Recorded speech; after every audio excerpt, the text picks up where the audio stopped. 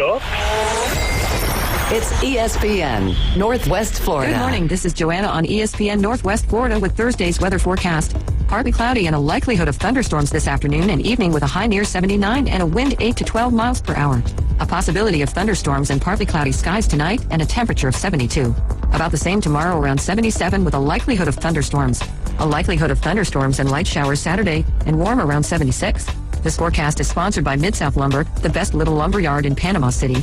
Thank you for keeping that dial at ESPN Northwest Florida. Rely on it. Introducing Water Clear Pools, the home of the 10-week pool guarantee. We guarantee custom pool completion from permit to your first swim in 10 weeks or less. Water Clear Pools is the premier pool builder for the Margaritaville development on Highway 79. Free quotes and custom pools anywhere in Northwest Florida. Call now, 850-835-4177, or see our website, waterclearpool.com. Licensed and insured. License number CPC 1459723. Krispy Kreme Donuts presents Minis for Mom, May 6th through the 11th. Mom will love the 4 new flavors that pack a big message into a mini donut. Perfect for celebrating the light moms bring. They're available May 6th through the 11th. Only at Krispy Kreme Donuts in front of HCA Hospital on 23rd Street, Panama City, and on the Ross Clark Circle in Dothan. Krispy Kreme Donuts since 1937. Krispy Kreme Donuts, where you get them hot. Now in stock at Tommy Autos. 2015 Jeep Grand Cherokee Altitude. Luxury at a value price. $13,995 or a 2017 Hyundai Santa Fe Sport with one owner. Sporty and affordable. $11,995 at Tommy Autos. Buy here, pay here, financing options available. Everyone is approved. Tommy Autos, 2209 West 15th Street, Panama City. Call 850-960-8664. For the latest deals and specials, follow Tommy Autos on Facebook at Tax and Title. Introducing the Peaceful Living Executive Planner and Daily Agenda, your faithful companion for 2025. Designed to help you navigate life with faith, gratitude, and intentionality, this planner will inspire, uplift, and guide you towards a peaceful and purpose-filled year. Get daily inspirational quotes and a peaceful word of the day, plus weekly challenges and monthly reflections. A vision board to map out your dreams. Embrace peace and purpose every day with the Peaceful Living Executive Planner and Daily Agenda. Get yours now at FroyesMin.com. Have you ever met a single person in your life that enjoys paying taxes? No one does. If you can't sleep at night because you have a huge problem with the IRS, I've got some free advice for you. This service is strictly limited to individuals that owe the IRS $10,000 or more in back taxes. And if you qualify, we can guarantee that you won't be writing a big fat check to the IRS, or our services cost you nothing. The first 100 people that call today will get a free tax consultation worth $500. Stop worrying about your IRS problem. We can help you, we promise. Call the tax doctor right now. I mean right now to learn more. 800-605-4650. 800-605-4650. 800-605-4650. That's 800-605-4650. WGSX Lynn Haven, WFLQ Port St. John. Powered by Panama City Toyota, ESPN Northwest Florida. Now back to the Inside Drive, live and local from the Gulf Plus studios. It's the next evolution of Sports Talk Radio. The biggest stories and the biggest reactions. Now. And now, we're taking... With the first pick. This is the last ball you got in the bag. The Inside Drive. From college to the pros. Interviews with the newsmakers, sports betting, your phone calls, and more. And now, The Inside Drive with Ryan Mulvey on ESPN Northwest Florida.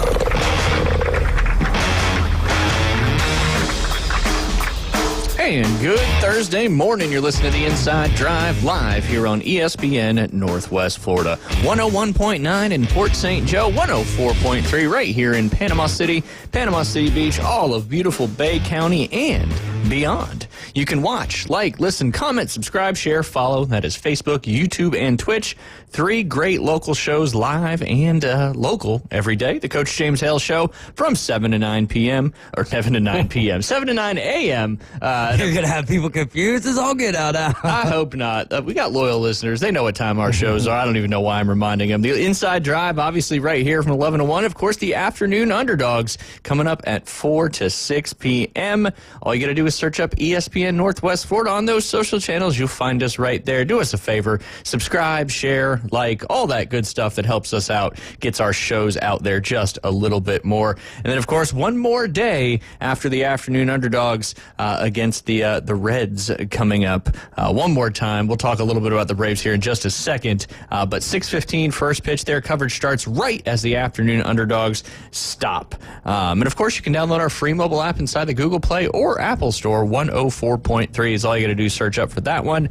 We've got T-shirts being given away left and right. So if anything, if you don't listen to us on the app, download that app so you can enter those free contests to win yourself some cool ESPN Northwest Florida swag. Brian Haddad in studio with us today. Brian, how you doing? Doing well.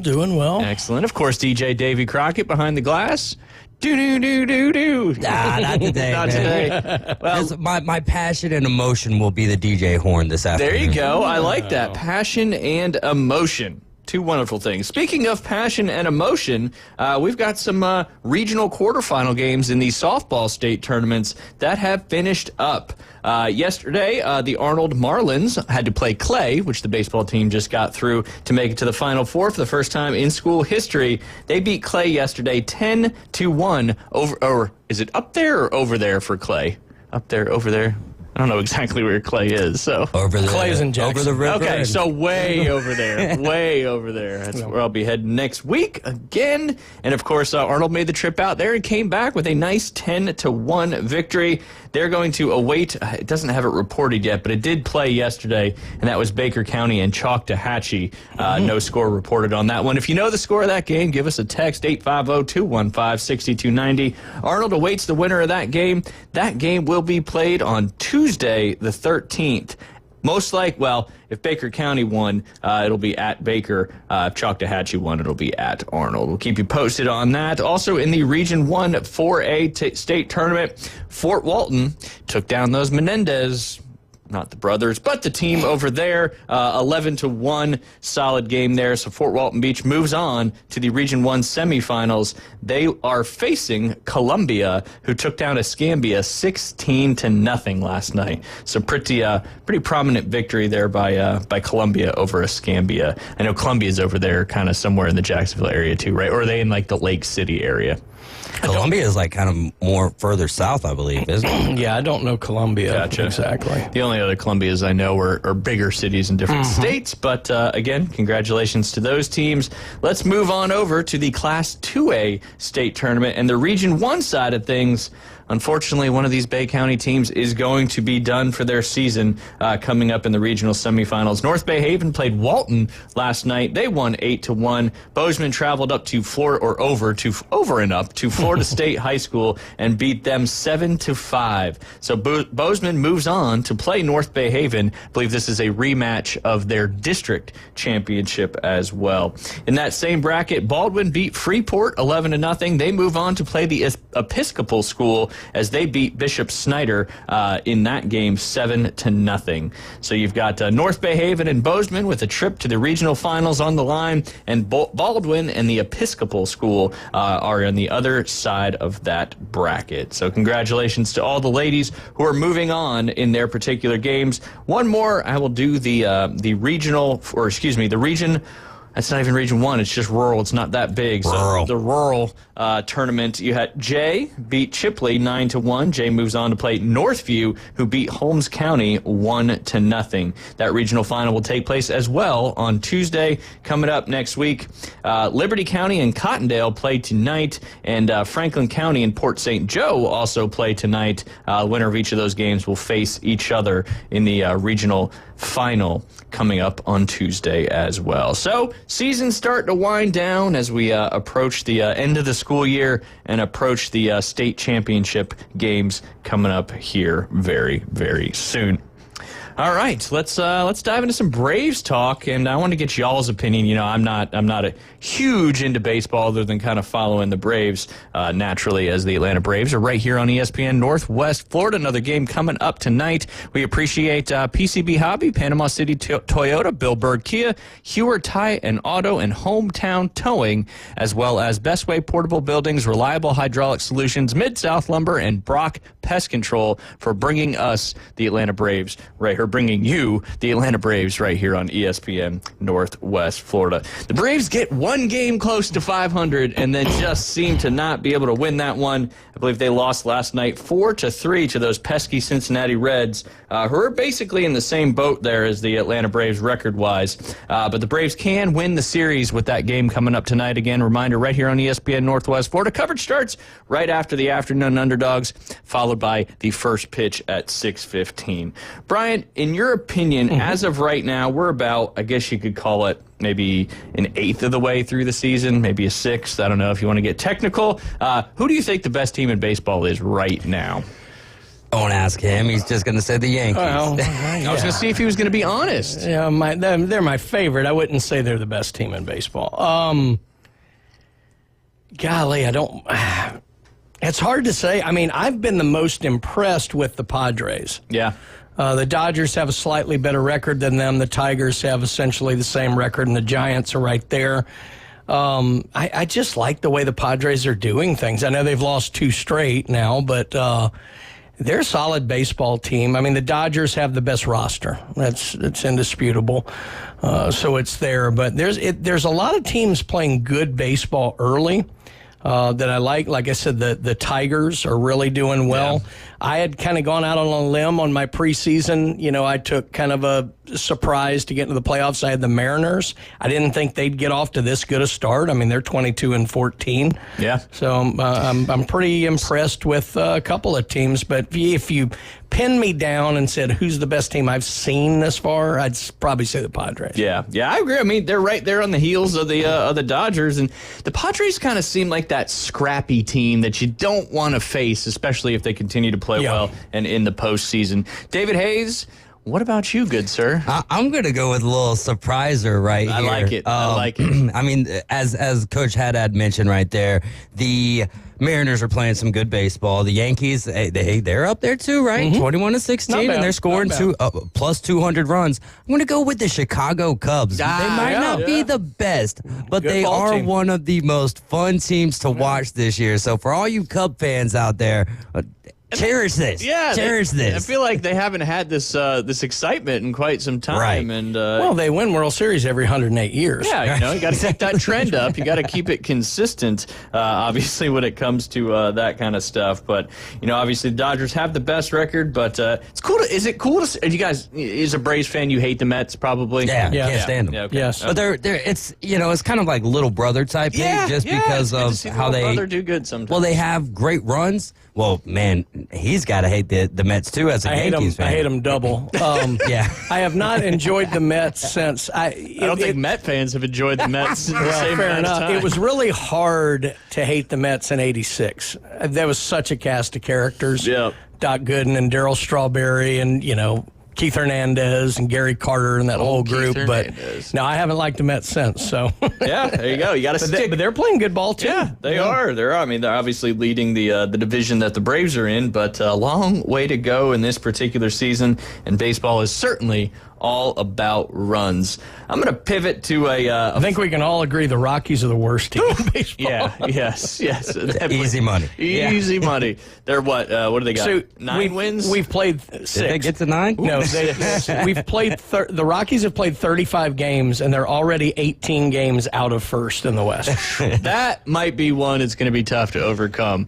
Obviously, the Braves had a tough start to the season, but they've at least kind of leveled it a little bit. They're getting ever so closer to that 500 record. The Rockies' differential is minus 91. They've given up 200 runs. I don't know if there's anyone else in the league. Well, never mind. The Marlins have given up more. Yeah, man. But they've scored a little bit more, so that's helped them out differential-wise. Yeah, absolutely. Well, the Pittsburgh... 112, sorry to You're fine. 112 runs. How do you score 112 runs in possibly one of the most home run-friendly ballparks?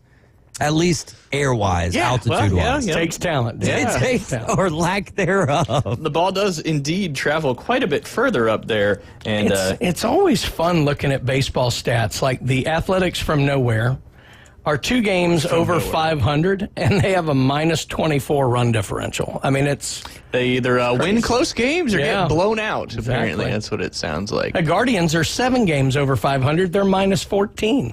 Yeah.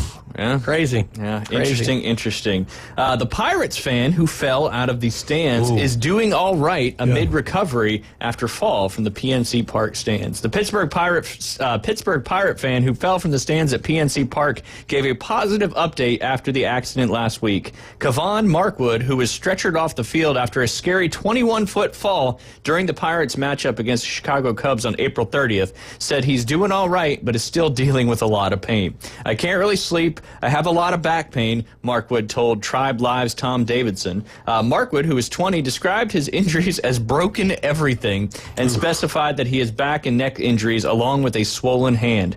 He fell from the Clemente wall while celebrating an Andrew McCutchen double and has been recovering at the Allegheny General Hospital in Pittsburgh.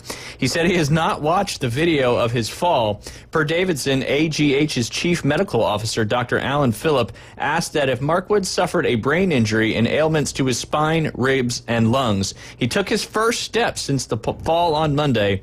In the week since the fall, Markwood has received more than $46,000 through a GoFundMe to help cover his medical bills. The Pirates committee has also rallied behind him and sent him well wishes, including McCutchen. Andrew McCutchen posted on Twitter, I truly hate what happened tonight. Can't help but think about that guy, his family, and his friends. I pray for him tonight. Let's think about our loved ones and hug our families a little tighter tonight. I hope he pulls through, which he obviously has. May God bless you all. Good night. That was tweeted the day of the incident. Markwood is actually a former Division II linebacker playing for Walsh in Ohio and Wheeling in West Virginia. Kevon is a valued member of our Cardinal family. He played football on the team for the 2023 season after transferring from Walsh University. Wheeling Sports Information Director Zach Ziegler said, per Davidson. Markwood was also a first-team All-Conference and team MVP while playing for the South Allegheny High School football team. Kevon is not only an outstanding athlete, but is even more of an exceptional young man. His resilience, heart, and strength are truly unmatched, his former coach Frank Cortazzo said. In his first game at PNC Park after the accident, Pirates owner Bob Nutting acknowledged in a statement read before the national anthem, he called it one of the most difficult moments many of us have ever experienced. He thanked the medical staff and first responders who assisted Markwood. Obviously, that could have been a lot worse if he did not land the way he did. But fortunately, or unfortunately, however you want to look at that, he did land kind of landed like on his back, right? Yeah, because if he would have went head first, that would have been really, really bad. So, sometimes bad things, there could be a positive thing that comes out of them.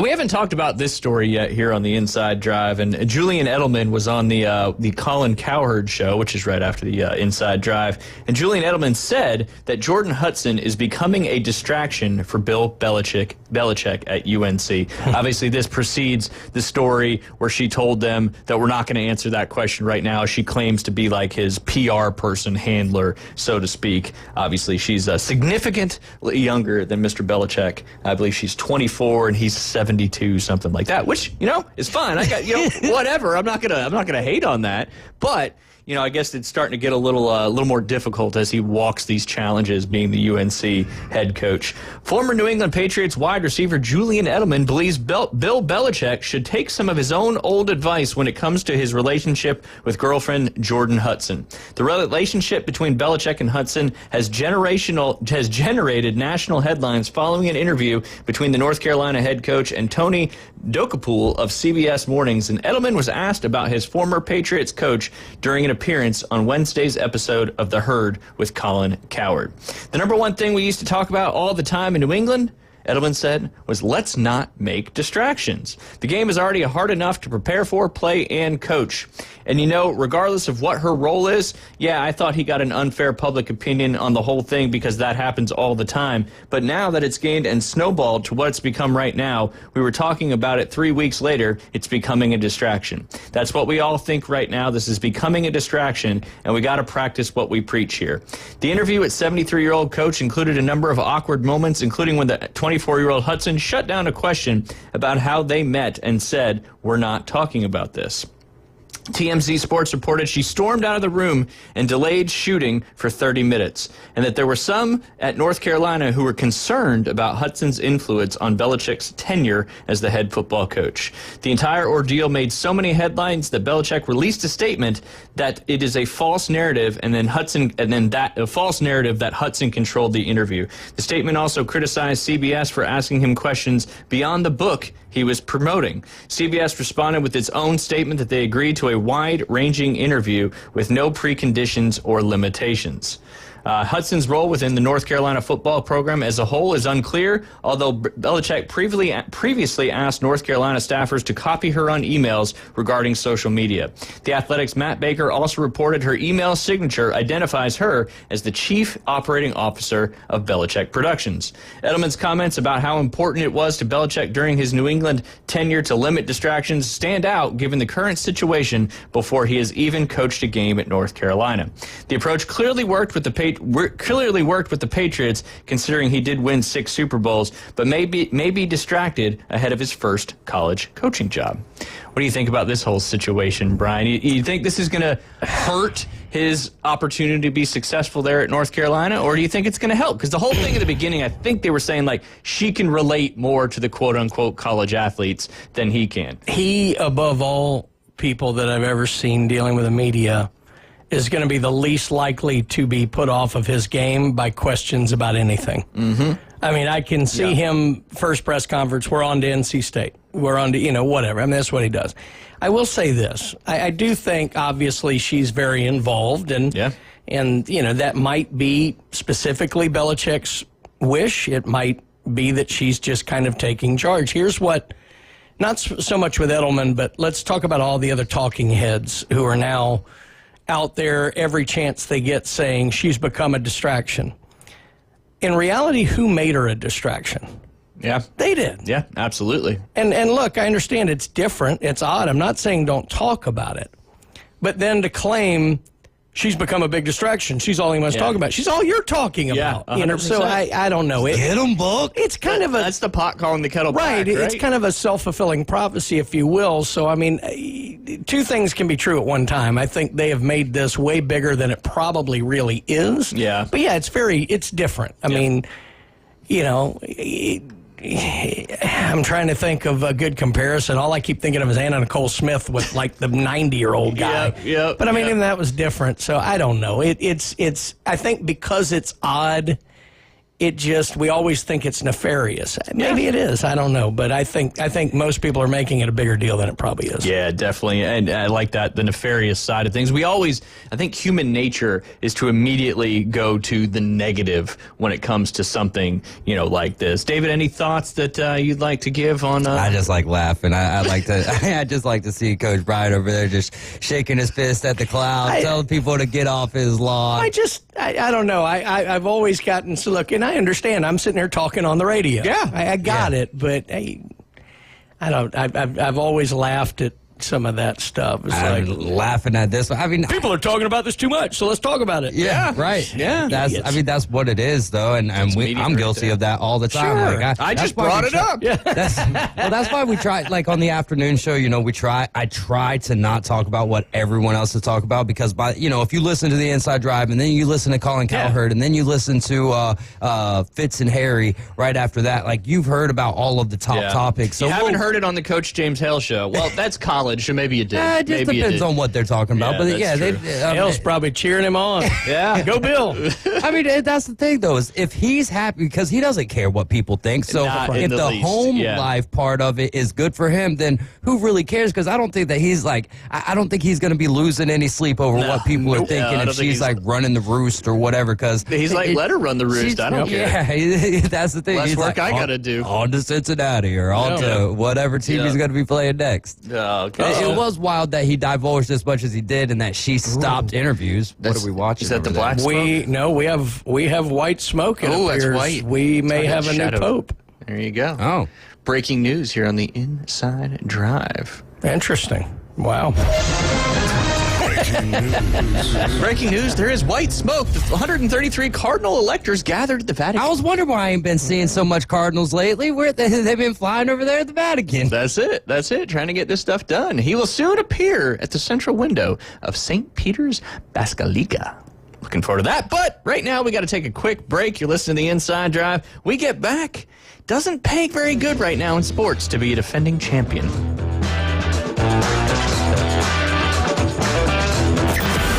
Weather in the Panhandle never stops.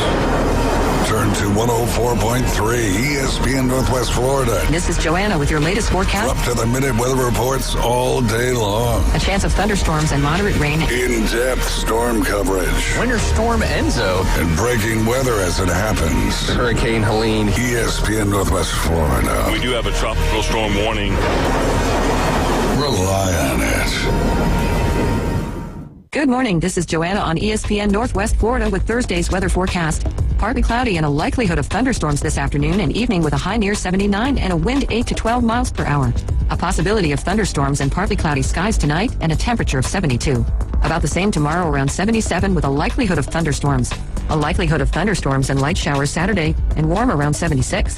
This forecast is sponsored by Mid-South Lumber, the best little lumber yard in Panama City. Thank you for keeping that dial at ESPN Northwest Florida. Rely on it. With over 65 years of combined experience, Instant Replay Sports Cards is happy to help you take your collection to the next level.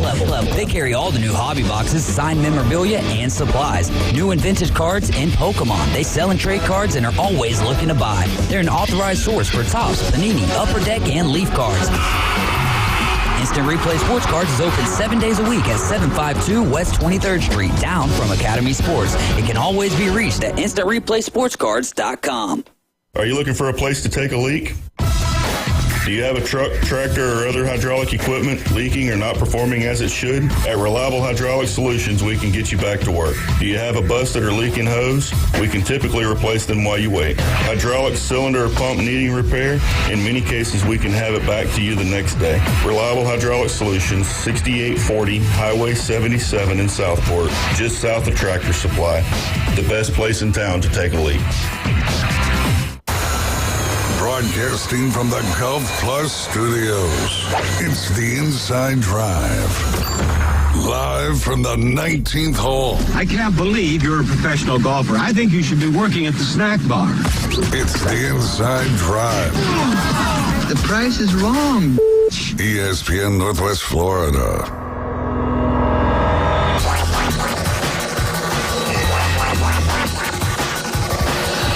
To Tron. You're listening to the Inside Drive live here on ESPN Northwest Florida. You know what they missed out on an opportunity with this whole situation?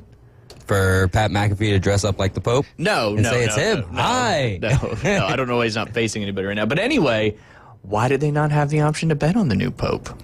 I'm sure there was. Well, it wasn't on Hard Rock. Yeah, but Hard Rock is so, like, if you go to other betting apps, they got everything in England, and they bet on everything. Because 133, I mean, I'm sure it's like a golf tournament, so you could pick winners, and I don't know. Wonder what the odds would look like. Well, hold on.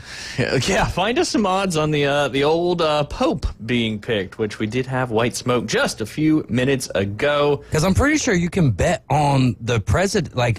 You can bet on everything. I'm saying on Hard Rock they had presidential. They did, absolutely. But apparently this will be the second day of voting. This is the third time in a row now that they have elected a pope on the second day of voting, which is traditionally very quick. Yeah. It usually takes longer. Yeah. Oh, yeah, there's definitely bets. All right, give us some odds. Hold on 1 second. I got to disable the ad blocker. No, yeah. Just keep talking now. Yeah, no, see, it's a shame this isn't something I could have laid money on in Vegas next week. Yeah, right. I would have done that. Yeah, I'm sure. Well, you got to find somebody who knows their Cardinals That's to a right. T. But while you're doing that, David, Mike Tomlin reportedly led the push to trade George Pickens. I'm sure he did. Before the Cowboys-Steelers deal. Pittsburgh head coach Mike Tomlin reportedly proactive in making sure wide receiver George Pickens was indeed moved. After the Dallas Cowboys announced they acquired Pickens and a 2027 sixth-round draft pick from Pittsburgh in exchange for a 2026 third-rounder and a 27 fifth-rounder, Wednesday, Steelers insider Mark Kaboly appeared on Pittsburgh's 93.7 The Fan. This was reported by Riley Garrett of Steelers Nation, and reported Tomlin led the push to make the move from the AFC's north side. What's surprising to me from everything I've heard, Mike Tomlin is one that was in front of all of this. Kaboly said, it wasn't owner Art Rooney, it wasn't even general manager Omar Khan, it was Mike, and then the organizational decision of it's time to move on. This wasn't the only report suggesting Tomlin was involved, as Jerry Dulac of the Pittsburgh Post-Gazette said the head coach and Khan were behind the deal in a question and answer piece. There was no questioning Pickett's talent level during his time with the Steelers, but he didn't always live up to it for various reasons. It reached a point where Tomlin urged the receiver to grow up after a December game against rival Cincinnati Bengals that saw Georgia product pick up 2 unsportsmanlike conduct penalties just one game after scuffling with Cleveland Browns cornerback Greg Newsome II. He's just got to grow up, man, Tomlin told reporters. This is an emotional game, man. These divisional games are big. He's got a target on the back because he's George, and he understands that, but he's got to grow up, and he's got to grow up in a hurry. What do you think about this one, Brian? Obviously, this trade went down yesterday. I don't know. Maybe it helps the Cowboys out, but the Steelers, like we mentioned yesterday, are they're kind of, their depth chart's a little thin now at wide receiver. Although they drafted several, but I don't think anybody's surprised that Tomlin was kind of behind the kind of pushing this to get over when the they hump. made the move for Metcalf. I think it was a sealed thing. I think we saw enough instances where Pickens kind of. Look, he's highly expressive, and in a lot of cases that is, to his, benefit. But there are some cases where it's to his detriment. And we've seen it with guys in history, Terrell Owens and Chad Ochocinco, guys like that Antonio Brown, most famously, you reach a point at which your antics don't or finally start outweighing your talent. Yeah, and absolutely. I think Tomlin, above most coaches, would get way out in front of that. Yeah. And so it doesn't surprise me at all that he was leading the charge. What surprised me more, I thought it was going to be a draft day move. I really thought they would move him on draft day. But it makes more sense now why the Cowboys did not draft a receiver, because that was an area of need for them. Pairing him with CeeDee Lamb should be interesting. Yeah. I mean, these are two guys who both want the ball a lot, so we'll have to see how that goes. But I like the move, but also apparently I guess the Steelers either acquired or are attempting to acquire Alan Lazard, which is leading more and more speculation that Aaron Rodgers is on the way. Because he's obviously played with him. Right. Multiple different teams. I believe he was on the Packers when Rodgers was, right? And then he was on the Jets as well. So that would perfectly make sense. I mean, they got to do something quarterback-wise because, unless they think Will Howard can be the guy to lead him. I don't know if a lot of people... I love Will Howard. He's not the guy to lead you day one. No.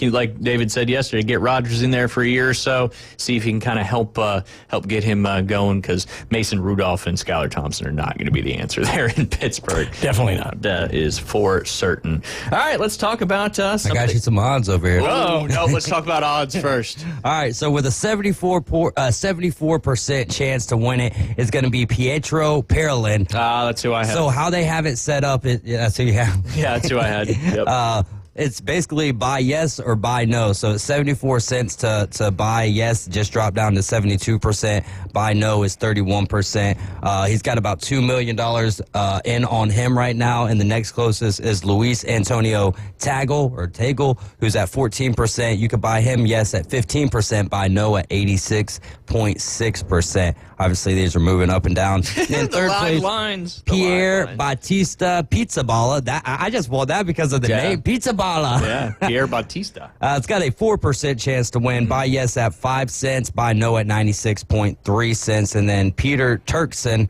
at 2% and Matteo Zuppi at 2%. There's a long list of other names there's as well. 133 of them, yeah. Yeah, Pietro Parolin is by far the leader. Pietro Parolin. P-A-R. I'm just going to spell it the way I would spell it. P-A-R-O-L-I-N. Yep. P-E-A-R-I-L-O-N. Parolin. We'll see if that comes to fruition. Maybe we'll see it right here on the Inside Drive. Brian, defending champs, both the Florida Panthers and the Boston Celtics find themselves in a 2-0 hole. Wild stuff. Yeah, I mean, look, the Knicks were such a fun team to watch last year. So you felt like they might be a year away, and then they made a few questionable moves kind of in the offseason. But, yeah, you would certainly not expect not just a defending champ to go down 2-0, but on their home court and then home ice, I guess. But yeah.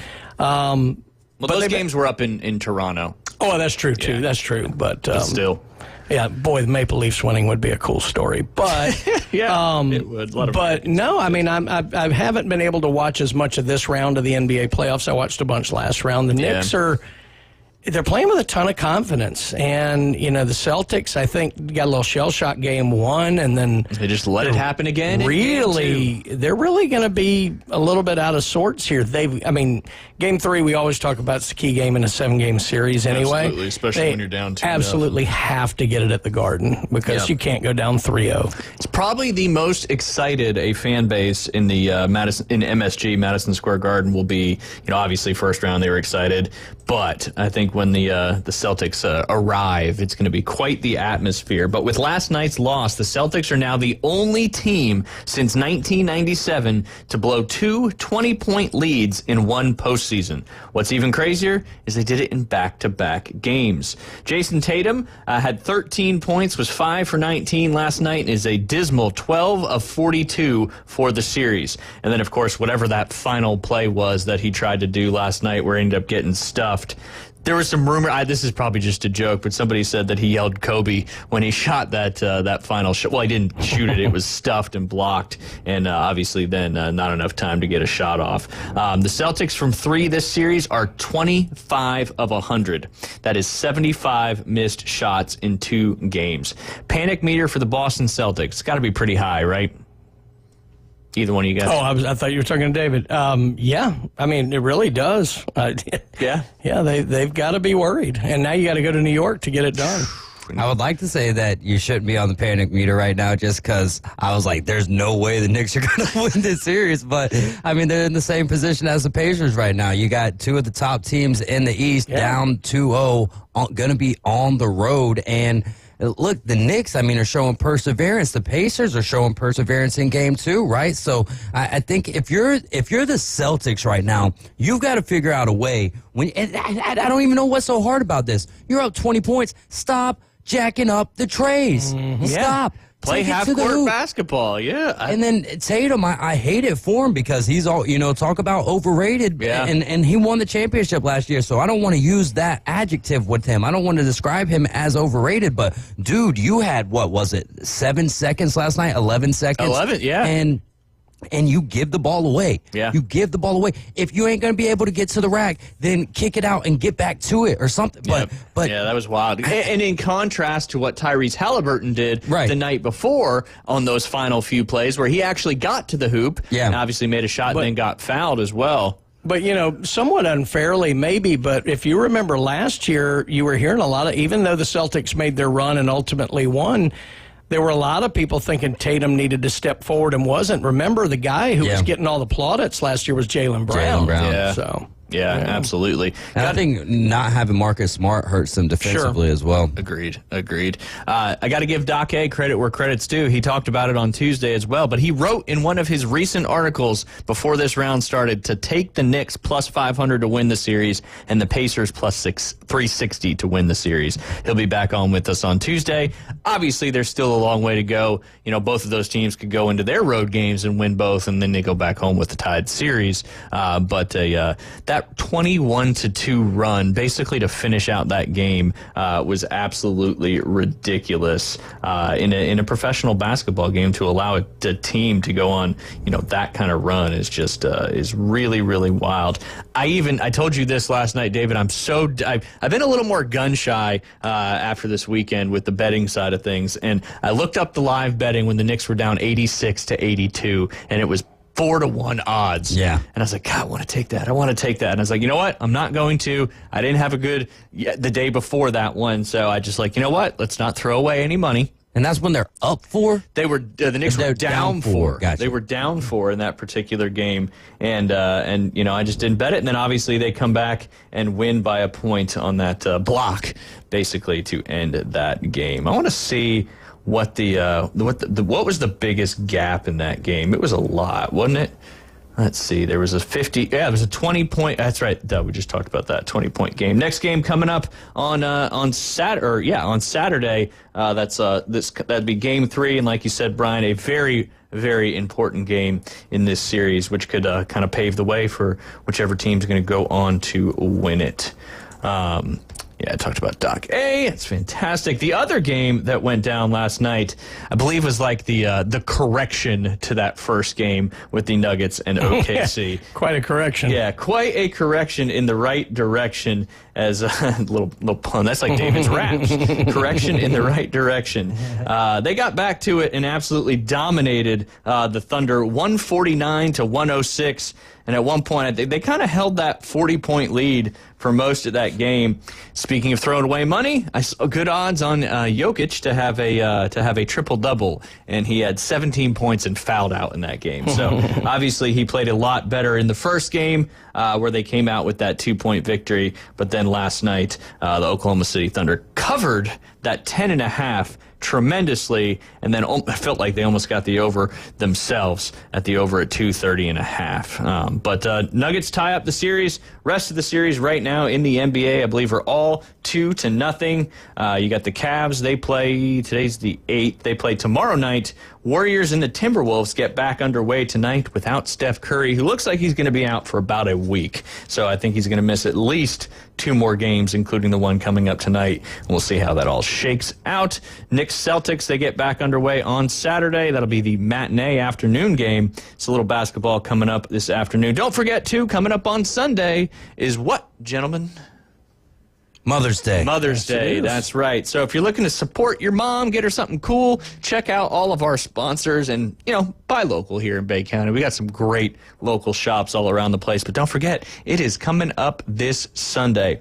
Also, who won the Kentucky Derby? What was the name of that horse? Sovereignty. Sovereignty is not going to be running in the rest of the Triple Crown. And, we kind of talked about that with Alan a couple weeks ago as well. As a lot of time, we haven't had a Triple Crown winner, I think, since 2018. Correct. And this is the 3rd year in a row now that the horse that won the Derby is not running in the Preakness. Mm-hmm. And it's all about trying to protect the value of that horse. Yep. Like, if he gets hurt or runs poorly, that'll decrease that value. So, I just don't know if we're ever going to kind of see a horse that tries to go for the Triple Crown because, like everything in this world, it all revolves around money. But, you'd love to see that opportunity to do it. But at the same time, you kind of understand the owners protecting the value of that horse. Huge money. So much money. Obviously you win good chunks of money when you win the race too, but you really make the money by, putting the horse out to pasture and letting it procreate with those genetic bloodlines, because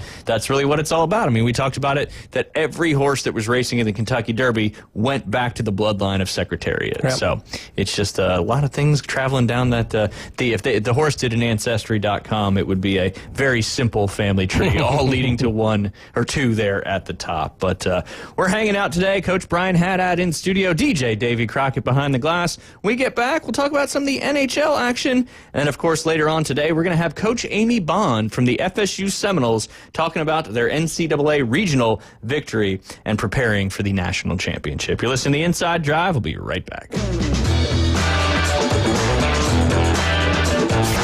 ESPN Northwest Florida.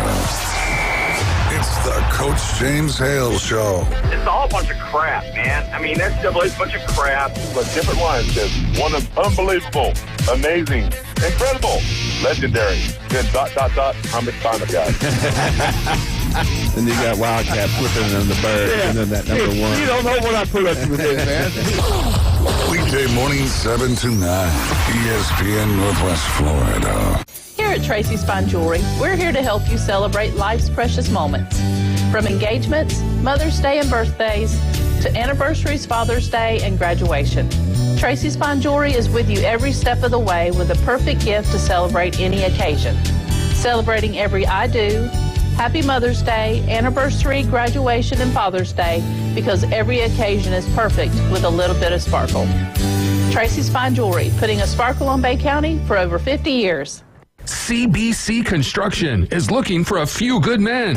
At CBC Construction, our greatest strength lies within our talented team. Join us and be a part of a dynamic company that values its people. We offer a tremendous opportunity to create a future for your family and the Florida Panhandle. CBC Construction is now hiring. Call us at 850-740-3815 or visit cbcconstruction.com to learn more. CBC Construction, be part of a winning team. That boot store reminds you Mother's Day is just around the corner. Make it a Western Mother's Day by shopping that boot store. You'll find a huge selection of Western wear for the youngest to the oldest mother, and at prices you can afford. Gift certificates are available too, so Mom can shop for herself. That boot store open Tuesday through Thursday, 9 till 5, Friday and Saturday, 9 till 5:30. That boot store next to Bill Bird Kia, 15th Street, Panama City. That boot store where God is good all the time. Broadcasting from the Gulf Plus Studios, it's the Inside Drive. Spreads, picks, and parlays. Get the breaking news, insider angles, and expertise so you can run your game. I told y'all to run that. And now the Inside Drive with Ryan Mulvey, ESPN Northwest Florida.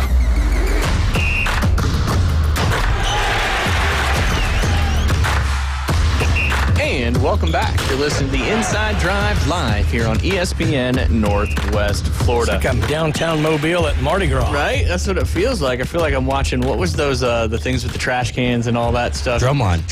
Yeah, there was like a Broadway show or something like that. But yeah, Drumline. But it needs talking about the Blue Man Group, are you? Yeah, no, not the Blue Man Group, but it was, oh man, I'm going to have to look it up. But Stomp.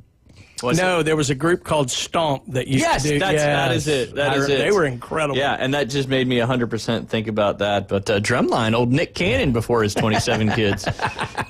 Whew, I guess when you got lots of money, you can afford to have lots of kids. That's why he worked so hard. Yeah, right, absolutely. Let's talk a little bit about the NHL playoffs, and you were talking about the Toronto Maple Leafs just a second ago. Yeah.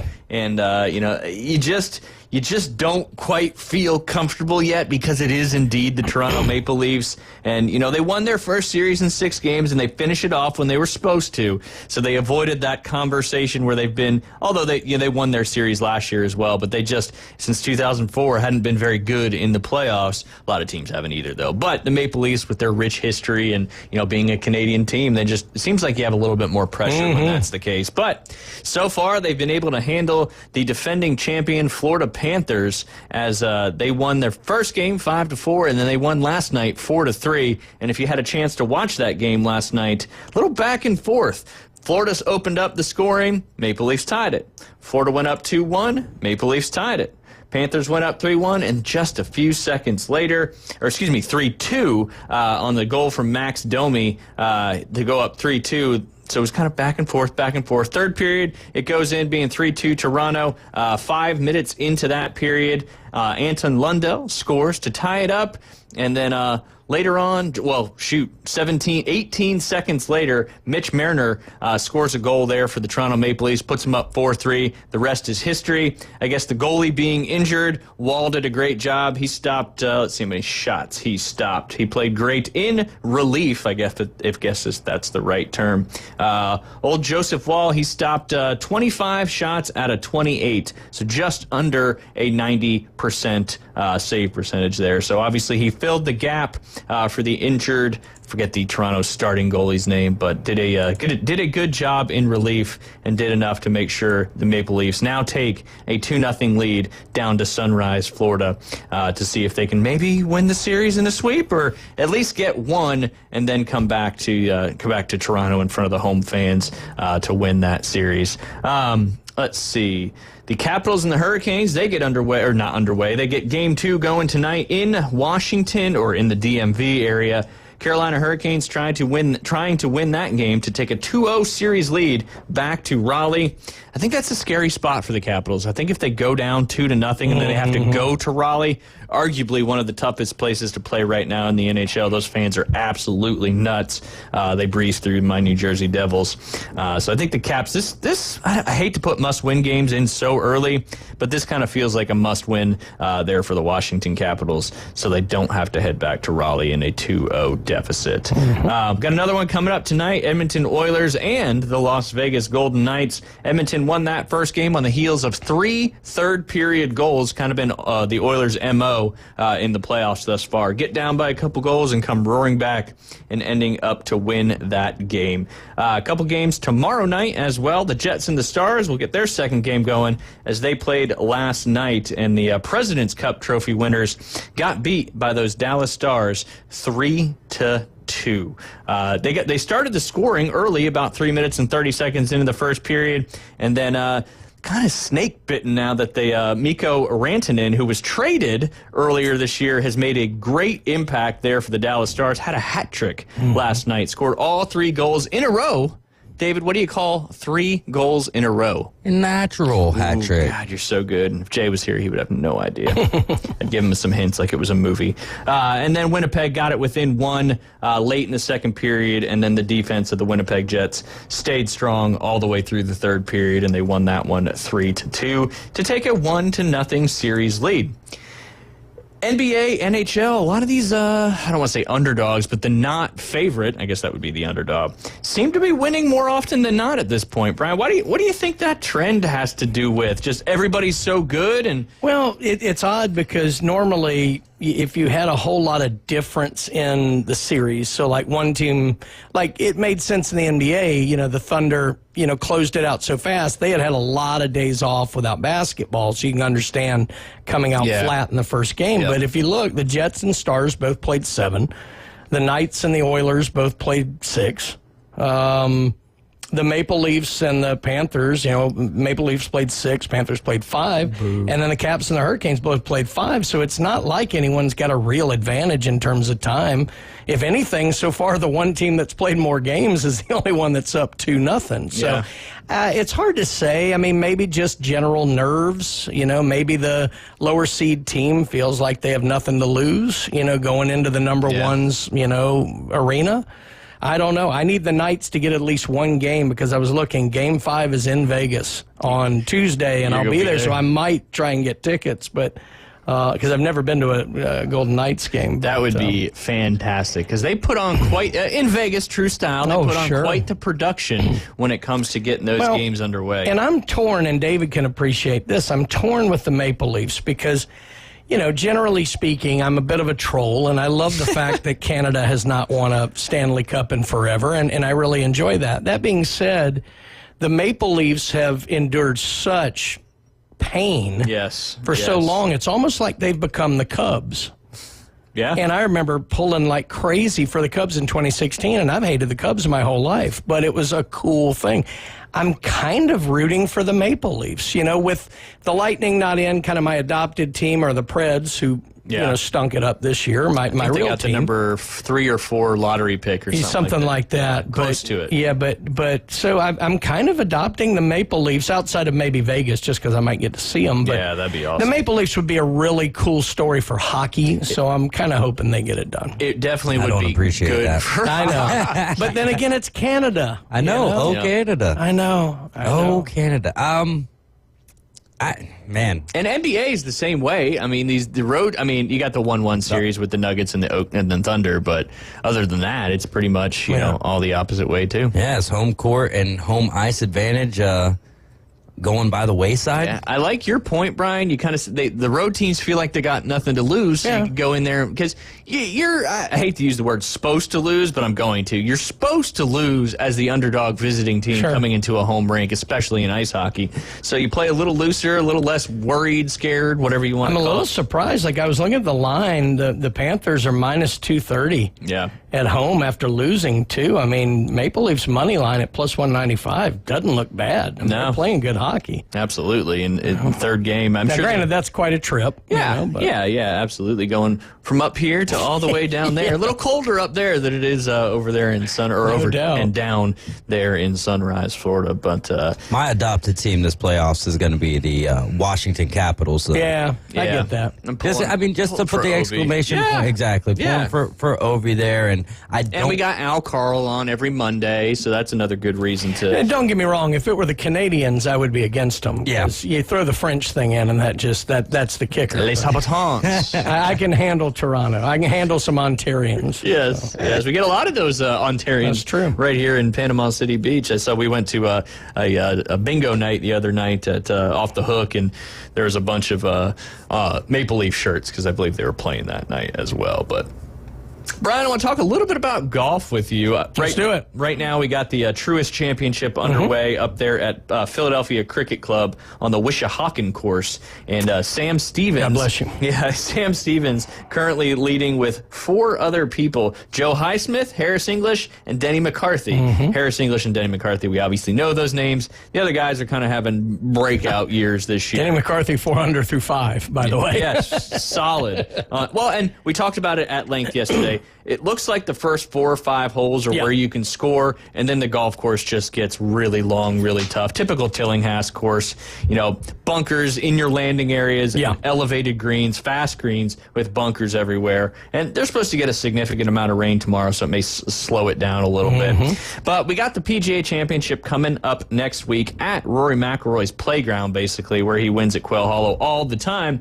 But Justin Thomas finally broke through on the wins. He won the Heritage over there. He won one of his PGAs at Quail Hollow. That's right. And then, of course, you've got Scotty Scheffler playing as good a golf as anybody. Do you think the Rory McIlroy and Scotty Scheffler kind of duo right now is good for the PGA Tour and moving them in the right direction? Or what do you think about the current state of everything going on? In a weird way, imagine Rory 2 years ago when there was a lot of ire directed his way. He was the face of the... Because he would do a little ready, fire, aim with some of his comments, and, he was kind of trying to be the poster boy for the PGA with the LIV thing, and he really rubbed a lot of people the wrong way. He's become a very sentimental figure since. He's walked a lot of that back. Obviously, getting the career slam was big. In a way, the game of golf could use a big rivalry between Rory and Scotty Scheffler in the way that Rory and Bryson is like tailor-made for bringing in casual fans. I wish it were more like that just for interest in it. Obviously, for the way that they're playing, there are no 2 better golfers on planet Earth than these 2 right now. Absolutely. So that could be good. I mean, the PGA is always the tournament, it seemed like, of any where anybody could win. I know you can find examples of that through other tournaments, but the PGA always seemed like the one. Where a Rich Beam or a Sean McKeel or guys come out of nowhere. That's right. I mean, John Daly was a 7th alternate. And he drives all night to get there to make his tee time and wins the dang thing. But I don't know. I think it can be a good story. Obviously, the biggest story out there right now is, can Rory win this one and now be 2 legs toward the true Grand Slam? Because him winning the career Grand Slam, we talked about it with Alan a week ago or so, it kind of took one of the PGA's big stories away. The LIV guys coming in don't seem like as big a deal now because they've been gone for a little bit and they're not dominating. So seeing Dustin come in isn't as big a deal anymore. Brooks Koepka's won 3 of these things, I think. Absolutely. It just doesn't seem like as big a deal anymore as it did that first and second year. So, I guess... I mean, if Rory and Scotty both go out and shoot 63 in the first round, that'll draw some viewers. No doubt, no doubt. But I almost wish there was to use a wrestling term, a face versus a heel. Yeah. And that would really drive it.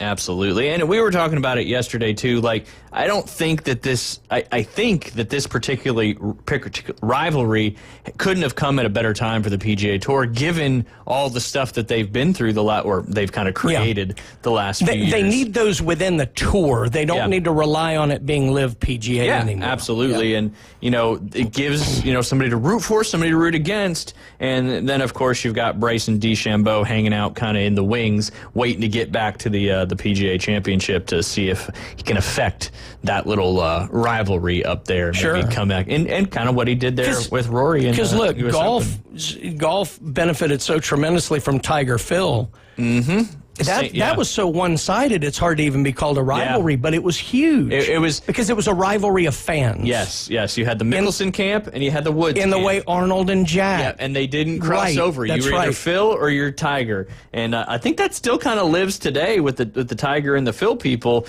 I mean, we talked about it yesterday, too. A little bit of that David Duval there as well. Oh, yeah. In the early 2000s until he kind of succumbed to the vertigo situation and just made it tougher to play the game of golf. But, yeah, I mean, we'll see how it all obviously, this week is going to be an exciting week. Signature event, no cut, a lot of money to be handed out, but then we roll right into that PGA Let me throw this out real quick, because we talked about this with Alan, too. I think one of the things they're also struggling with is there always seemed to be a good batch of names that were, like, right there, that it was always the mantle nobody wanted, but it was good for the game. Who's the best player not to have a major? Yeah. And with Xander taking care of that a year ago, I can't think of who it is now.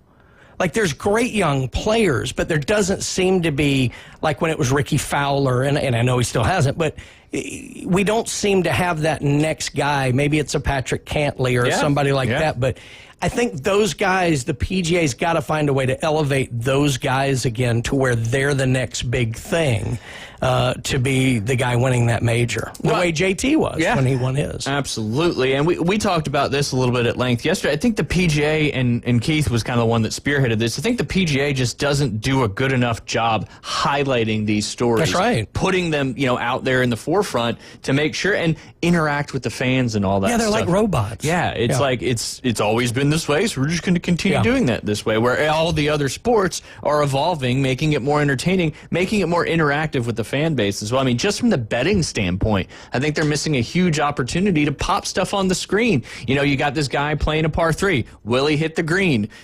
Minus 200. Will he not hit the green? Plus 150. Boom, you scan the QR code, takes you right to your betting app, you get that bet in there. Yeah, I think the PGA Tour is just missing, and I think it's the old guard that's still running the PGA Tour. Speaking of the old guard, we got to go pay some bills. When we get back, it'll be time for our afternoon delight debrief. You're listening to the Inside Drive. Coach Brian Haddad hanging out. DJ David Crockett behind the glass.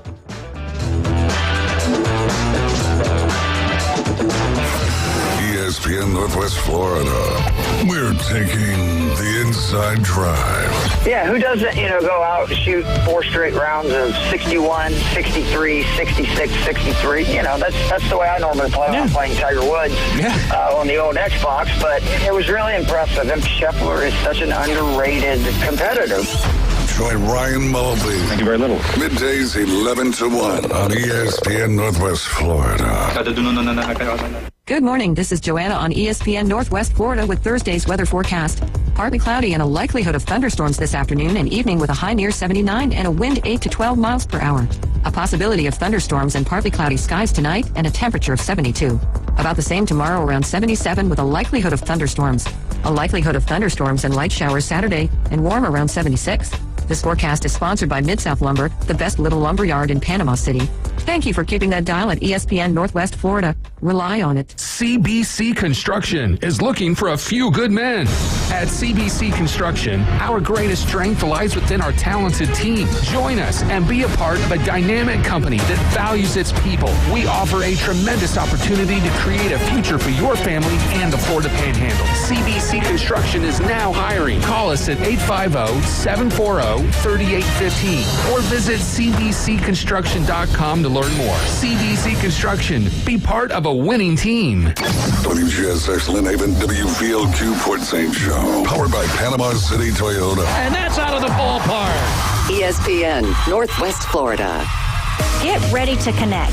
ESPN Northwest Florida is thrilled to introduce the newest rock stars to the Panama City Beach Chamber of Commerce. Welcome to the Beach Chamber. Bush Eaters, Green Drone, Happy Books, IntelliChoice Builders, La Michoacana Restaurant, Once Upon a Child, and the Panama City Swim Team. We're here to champion your success and connect you with this amazing community. Congratulations from ESPN Northwest Florida. And the Panama City Beach Chamber of Commerce, reaching Bay County and beyond. Now back to the Inside Drive, live and local from the Gulf Plus studios.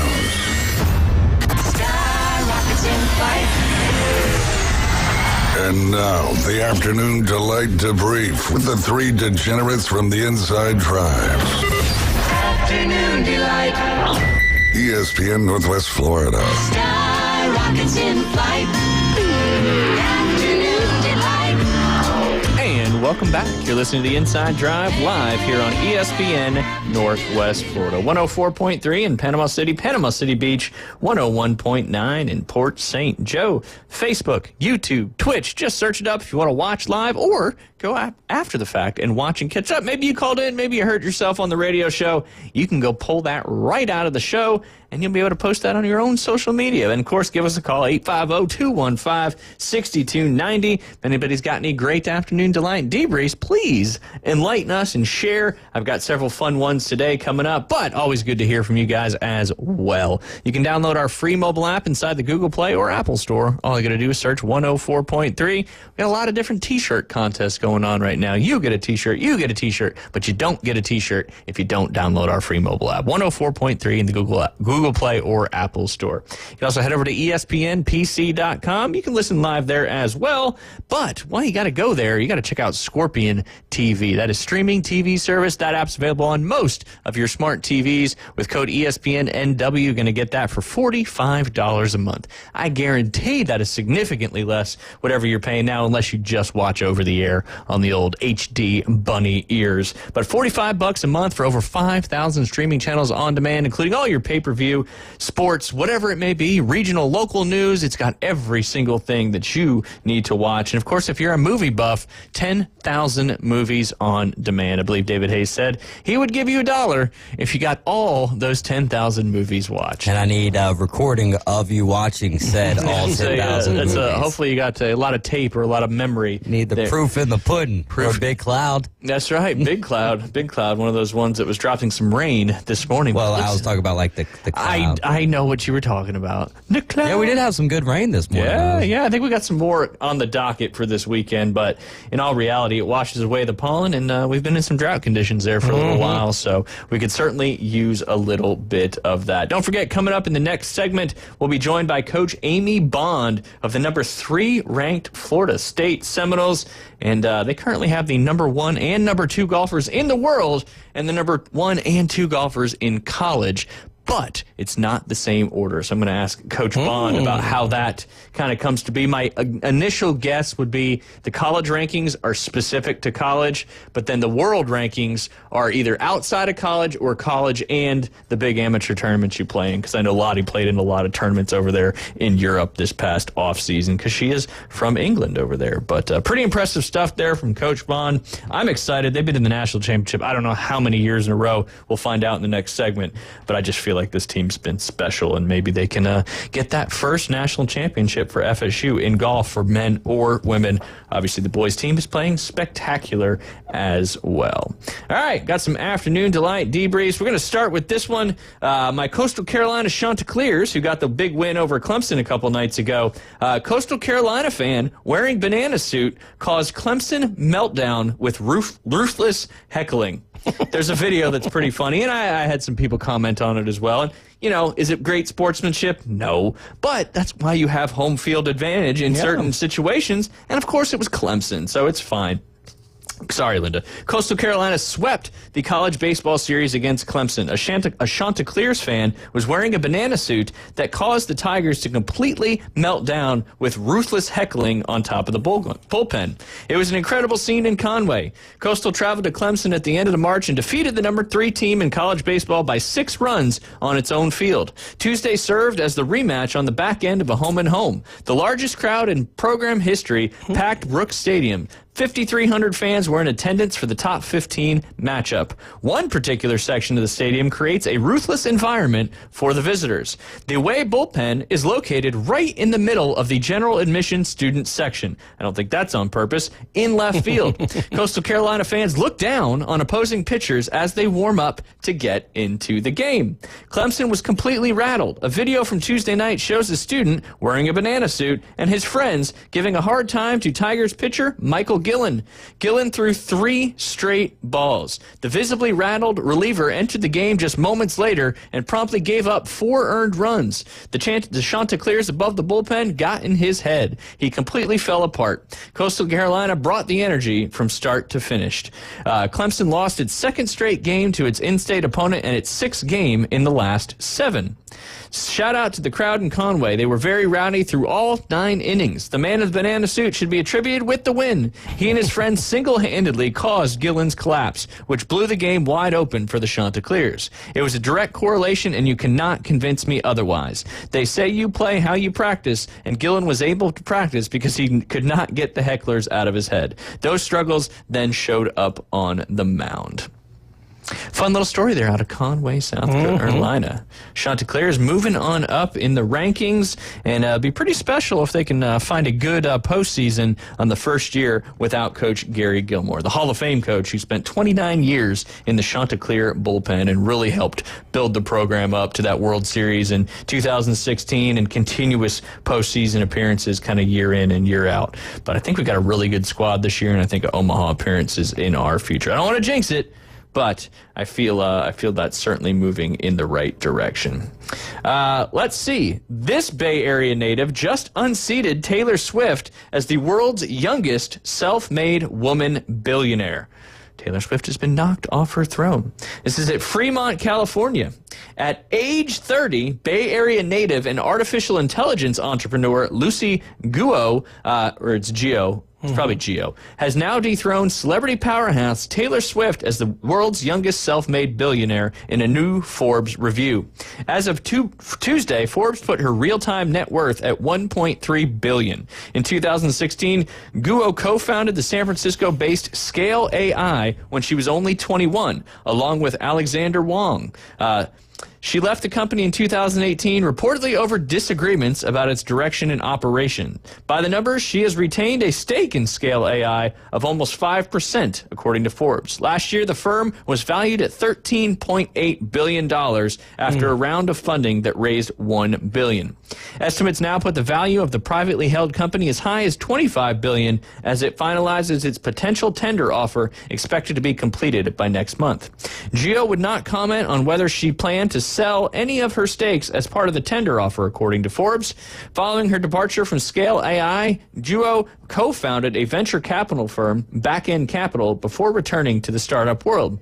In 2022, she launched Passes, a direct-to-fan engagement platform similar to sites like OnlyFans, Patreon. Passes provides tools for current creators to monetize their fan base. Passes signed deal with celebrities including gymnast Olivia Dunn, basketball legend Shaquille O'Neal. What isn't Shaquille O'Neal part of? And then DJ Kygo. Forbes reported, noting the company raised $50 million from investors in over 2 years, starting in 2022. Amid the recognition Gio has received her business savvy and remarkable success, she also made recent headlines over a lawsuit accusing Passes of facilitating the distribution of child pornography and exploiting underage creators. The company has refuted the claims, saying, in line with its mission, Passes forbids uploading of explicit content and actively works to identify and remove any violations of its guidelines.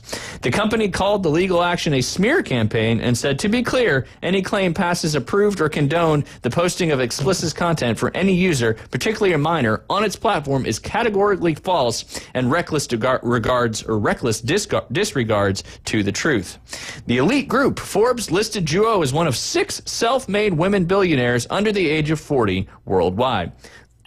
She replaces 35-year-old Taylor Swift as the youngest in that category, a distinction that the global star and singer-songwriter has held since Forbes declared her a billionaire in 2023. Gio was recognized for Forbes Under 30 list in 2018, or 30 Under 30 in 2018. A native of Fremont, her parents are Chinese immigrants who were electrical engineers. A past spokesperson told KTVU the company's CEO and co-founder lived in the Bay Area for 2 decades and is now based in Los Angeles.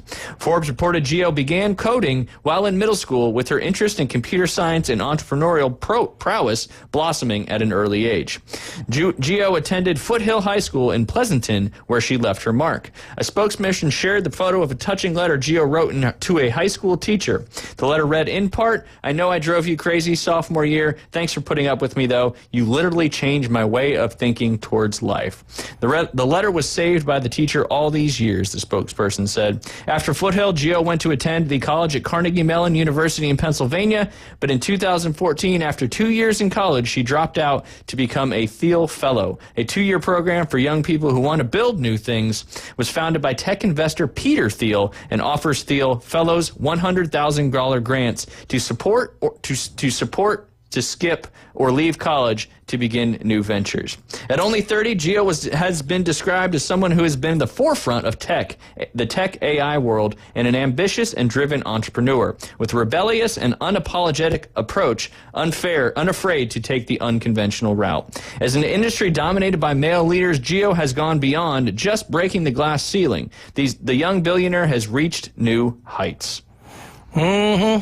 Enjoy that money while you can, because Terminator's coming for you first. It is. We're getting. Keep playing with that AI. I'm just telling you, that was a documentary, that movie. That's it. So was Jurassic Park, apparently, with all the stuff going. We're going to have the robots versus the dinosaurs, and we can all bet on it. That's kind of the world that we're living in right now. All right. A lot of money. That's a ton of money indeed. Kind of going from one end of the spectrum to the other. Police find pet raccoon holding its meth pipe during a traffic stop. I saw this video. Come on, Florida. Gosh. It's got to be. He is trying to smoke it, in quotations. Come on. Literally, he was. Yeah, the video is unbelievable. Tell me this is Pinellas County. It's not, shockingly enough. Come on. Come on, why Pinellas County? Everything happens in Pinellas County. That's St. Pete, man. I know. Oh, goodness. Oh, man. This is from Springfield Township, Ohio. Oh, well, yeah, meth capital up there. Yeah, I get it. A police officer in Ohio was shocked to find a raccoon. Deep drive to Lufville. Was shocked to find a raccoon holding a meth pipe following its owner's arrest. According to the Springfield Township Police Department, on Monday evening, Officer Austin Branham conducted a traffic stop after identifying a vehicle whose owner had an active warrant and a suspended license. During the stop, the officer detained the driver without incident. She was identified as 55-year-old Victoria Vidal, but then things took an unusual turn. When officer entered Vidal's vehicle, he saw a pet raccoon named Chewy sitting in the driver's seat with a meth pipe in his hands and mouth. Body cam video shows the officer hardly being able to contain his laughter. "I blank you not. Come here," he tells the other responding officer. "The raccoon has her meth pipe, and he's playing with the meth pipe right now." He keeps laughing. "The raccoon's playing with her meth pipe," he says. "He's trying to smoke it. There ain't no way." The video shows the officer immediately taking the pipe away from the animal. Officers then inspected the vehicle and said they found a bulk amount of meth, crack cocaine, and 3 used glass meth pipes. Thankfully, Chewy was unharmed, other than a little bit of meth he did. Police said Vidal had proper documentation to prove she owned him. Vidal was charged with possession of drugs and 3 counts of possession of drug paraphernalia. She was also cited for driving on a suspended license. That's great. So what do you do with that raccoon now? Like, yeah, she owns him, but do you take it to Send it to rehab. Send it to rehab? I guess, but I find do you take raccoons back to the woods, or do you take them to animal control? Ooh. I don't know. It depends how long it's been domesticated. Yeah. And we've got cocaine beer. Now we've got meth raccoon. The world is getting cocaine bear. Yeah, no. Bears have not been good lately, but I kind of find it funny that she had the proper documentation to have the raccoon, but had all that meth and all that other stuff in her car and then was driving on a suspended license. Well, she had the receipts for that, proper documentation for that as well, just still illegal. Do you get receipts when you buy meth? I don't know. I do not know either.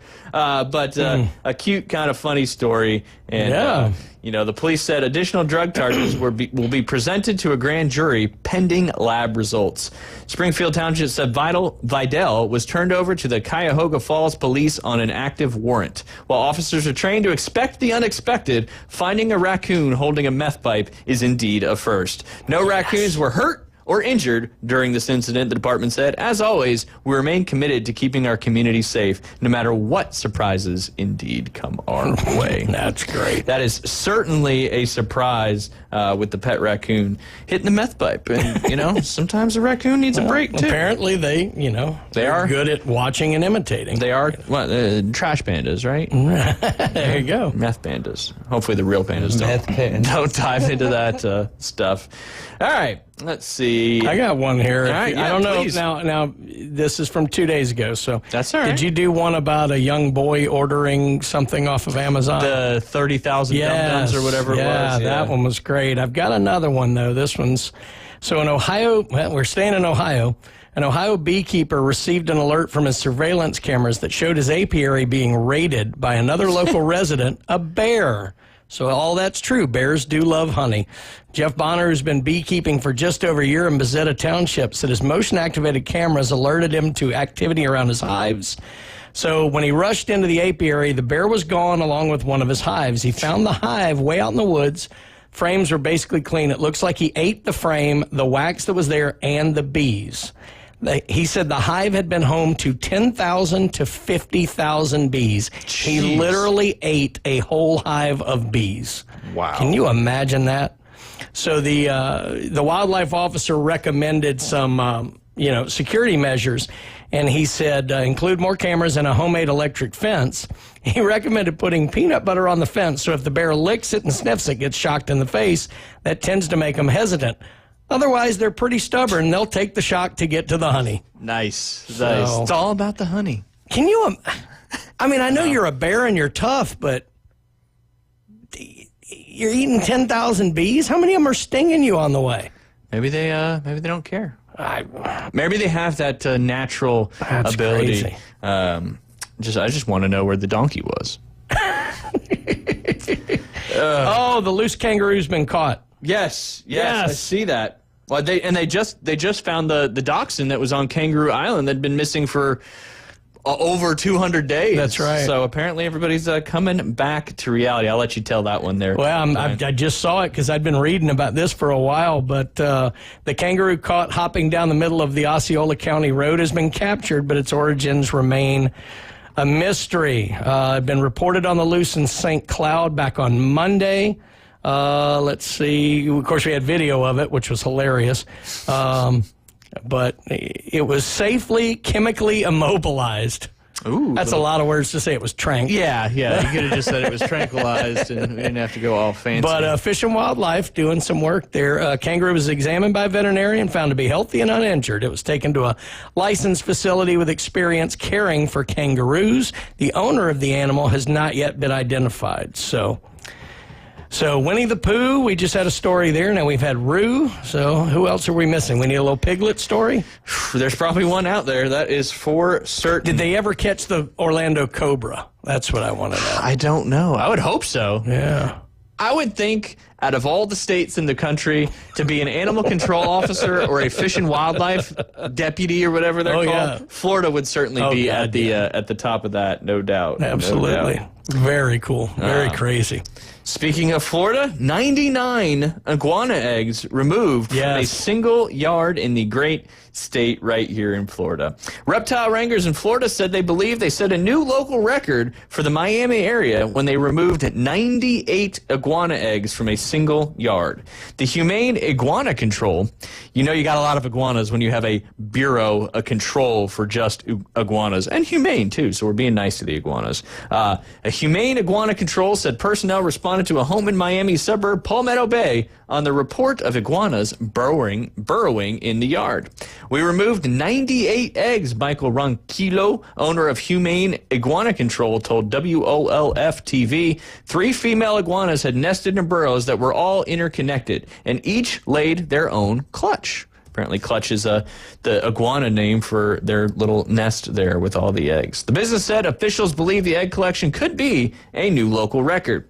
It's the most eggs we've ever removed from a single site, Ronquillo said. We couldn't find another case of that many being pulled out at once. Iguanas are considered an invasive species in Florida. By preventing a significant new infestation, we not only protected this neighborhood from potential damage, but also mitigated the health risks. Humane Iguana Control said on social media.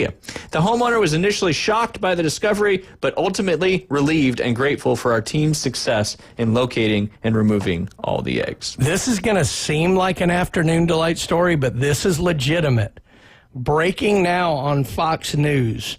Crowd cheers as American Cardinal announced as new pope. Whoa. What were the odds? USA! USA!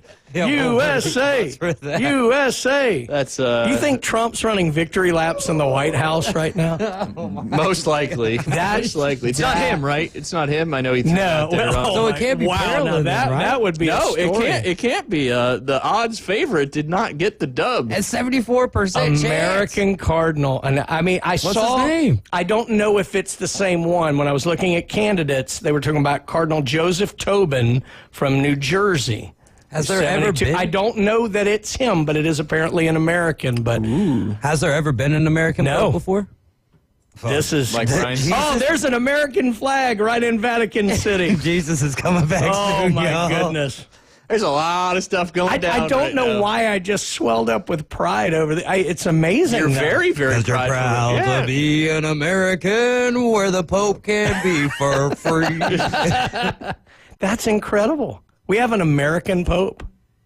Wow. Look, there he is. Man. Unbelievable. Crazy. I would never have thought that. ESPN NFL analyst Peter Schrager. Yeah, Peter Schrager with a picture of the new Pope. That's crazy. Yeah. See, we're not the only sports thing talking about the Pope. Wow. I mean, that's American as it gets, right? We're like, yes, we've got the Pope. Hashtag America. Hashtag winning. Oh, my man. Gosh, that's incredible. Wild stuff. Wow. I'm not even Catholic. I don't know why I'm so pumped, but that's USA. really cool. That's history. Man. Can't believe we never had an American Pope either. That's kind of wild, too. But unbelievable. Here we are, breaking records in the year 2025. Good stuff. That's apparently in the Vatican, you know how they have like all the pictures of the popes and whatever? Well, this is the last space that they had for a new pope. Oh, God. Here we go. It's a conspiracy. Here I'm we just go. bringing it to light. I'm not saying whether I believe it or not or whatever. And the next one, I believe, like says like judgment or something like that. So next you're going to tell me they found 3 6s on the back of his head or something. Hey, you never know, man. It could be like reading the Da Vinci Code. That's it. Get right. But we got to take a quick break. Great way to end the Afternoon Delight debrief. We've got Coach Amy Bond from the FSU women's golf team coming up next. ESPN Northwest Florida, the Afternoon Underdog. And he's trying to make a play on the ball and ends up breaking his arm. And according to Adam Golf, I mean, I didn't watch the video very many times because when people's bones break, I'm like, I mean, I watched this. I was watching Facebook the other day, and this dude jumped from a dock that was way high onto a boat. Boom.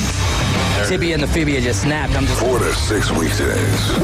104.3 ESPN Northwest Florida. This is Joanna with your latest forecast on ESPN Northwest Florida this Thursday.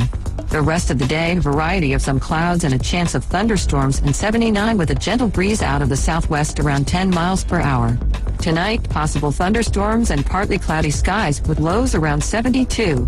Tomorrow, a chance of thunderstorms and a temperature near 77. This forecast is brought to you by Earthworks of Northwest Florida. Thank you for tuning into ESPN Northwest Florida.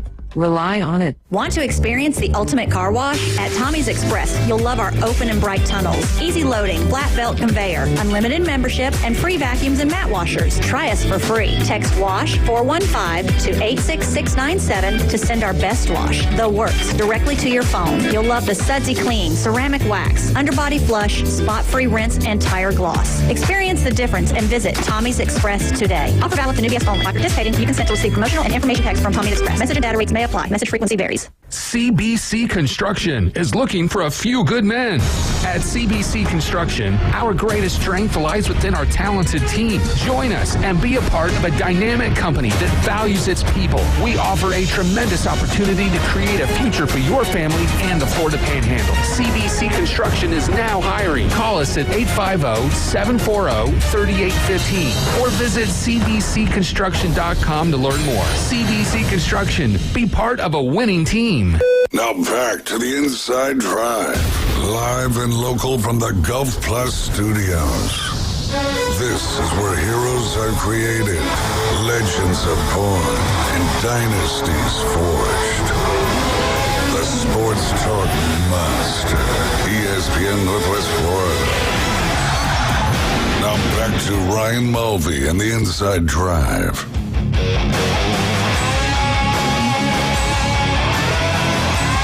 And welcome back. You're listening to the Inside Drive live here on ESPN Northwest Florida. She was on with us a couple weeks ago, but all they do is win, win, win. They must be called the DJ Khaled's of college golf. That is our good friend of the show. I appreciate her jumping on the day after coming back from the NCAA Regional. That's Coach Amy Bond. Amy, how are you doing on this beautiful Wednesday or Thursday? I'm doing great, Ryan. Thanks for having me on again. And yeah, it was just a couple weeks ago we won ACCs, and now to win the Lexington Regional is certainly pretty special, and we'll take it. Good momentum heading into the national championship next week. No doubt. You guys have had a fantastic season. Lots of wins. And was that the first ACC championship that you guys have won there at FSU on the girls' golf side? It was actually, yep. We waited a long time for that. So we won it when we were in the Metro, but we never won an ACC championship. Okay, awesome, awesome. Well, just the moment the snowball just keeps getting bigger and bigger and bigger. You know, you're ranked number 3 in the nation. And I've kind of got a question on how this all works, and I think I kind of understand maybe, but I'm going to let you explain it. So Mirabelle Ting, Lottie Woad, number 1 and 2 in the college rankings, and then you flip that in the world rankings. Have you ever had anything close to that with your program before? Never. I've never seen anything like it. I mean, it's pretty cool to have world number 1 on your team, but when you have world number 2, it's unreal. But then you flip-flop them, because Mirabelle's number 1 in college golf and Lottie's number 2. So strange. Usually it's 2 different people. But this time they're just flip-flopped. Yeah. And is that because the college rankings are solely college tournaments? And then is the world ranking include college tournaments as well, or does it just include tournaments outside? Because I know Lottie plays a lot over there in Europe in the off-season. Yes. As does Mirabelle, playing all over the world. But the WAGR, which is the World Amateur Golf Rankings, is based off of 2 years of golf tournaments that include college tournaments.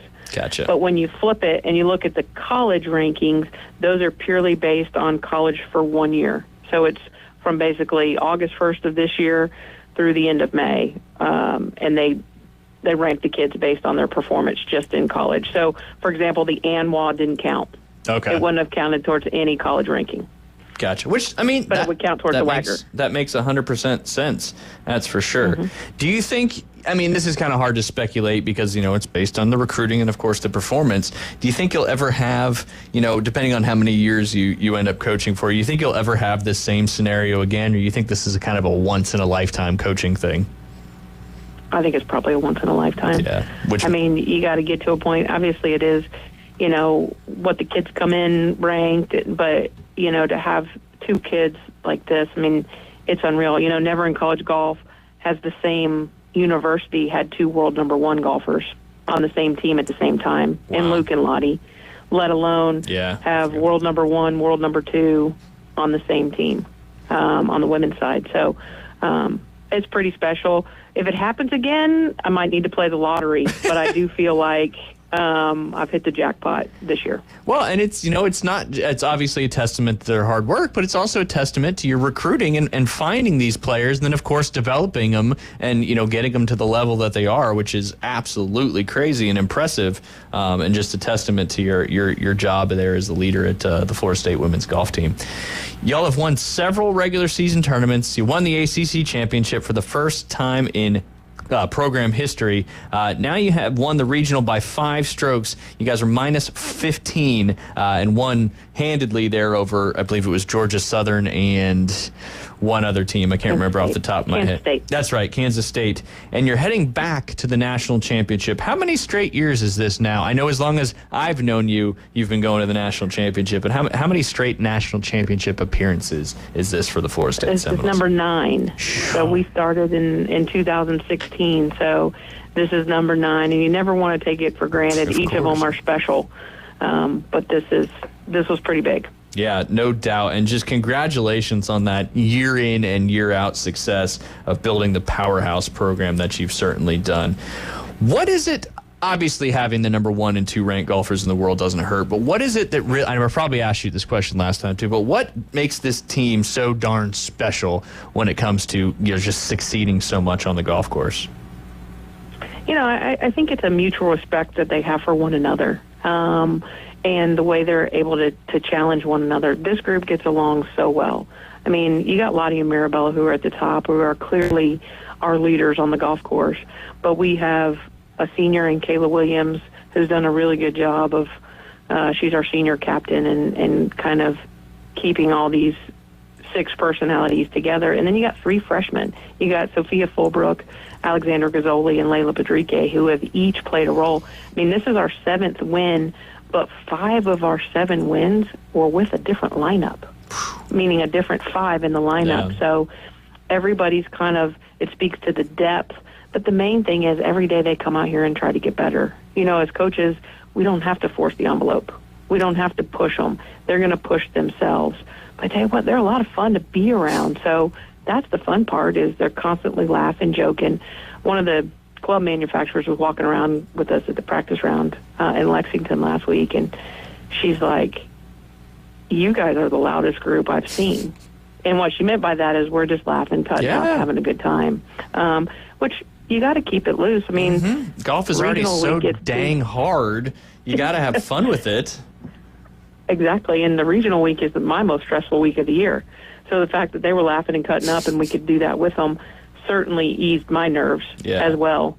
Because let's be real, I have no control. Yeah, none. You don't. Once golf gets out there, people are like, what do you talk about? I'm like, we talk about absolutely nothing. It could be what's for dinner, what's for lunch. It seems to be a lot around food, but it could also be looking at wildlife or picking ice cream flavors for later or whatever it may be. Yeah, I mean, and I think that's what obviously makes you guys so special is the camaraderie, but also I think you touched on it quietly. They're going to push you when I'm sure, to be as good as they are, you have to be uber competitive, and I'm guessing that they push each other to get better and better and better simply because of how good your team is. They all want to be the best, I'm sure, so when you got 2 of the best in the world, that's going to push the other one to go harder and then, of course, push the rest of the team as well. So it seems like you have a very, very solid group, not just with camaraderie, but the ability to make each other better, because in golf, for sure, if you go out on the amateur and recreational level, of course, if you go out and play with people that aren't better than you, you're never going to get better. But if you go play with better golfers, that's certainly going to make you a better competitor, and I think that makes sense with most sports, and especially with your squad. Absolutely. I think, Maribel and Lottie are our leaders, but everybody has to play a role. Mm-hmm. We've got to get 4 of the 5 to count in the stroke play portion, and then you've got to win 3 matches in the match play portion.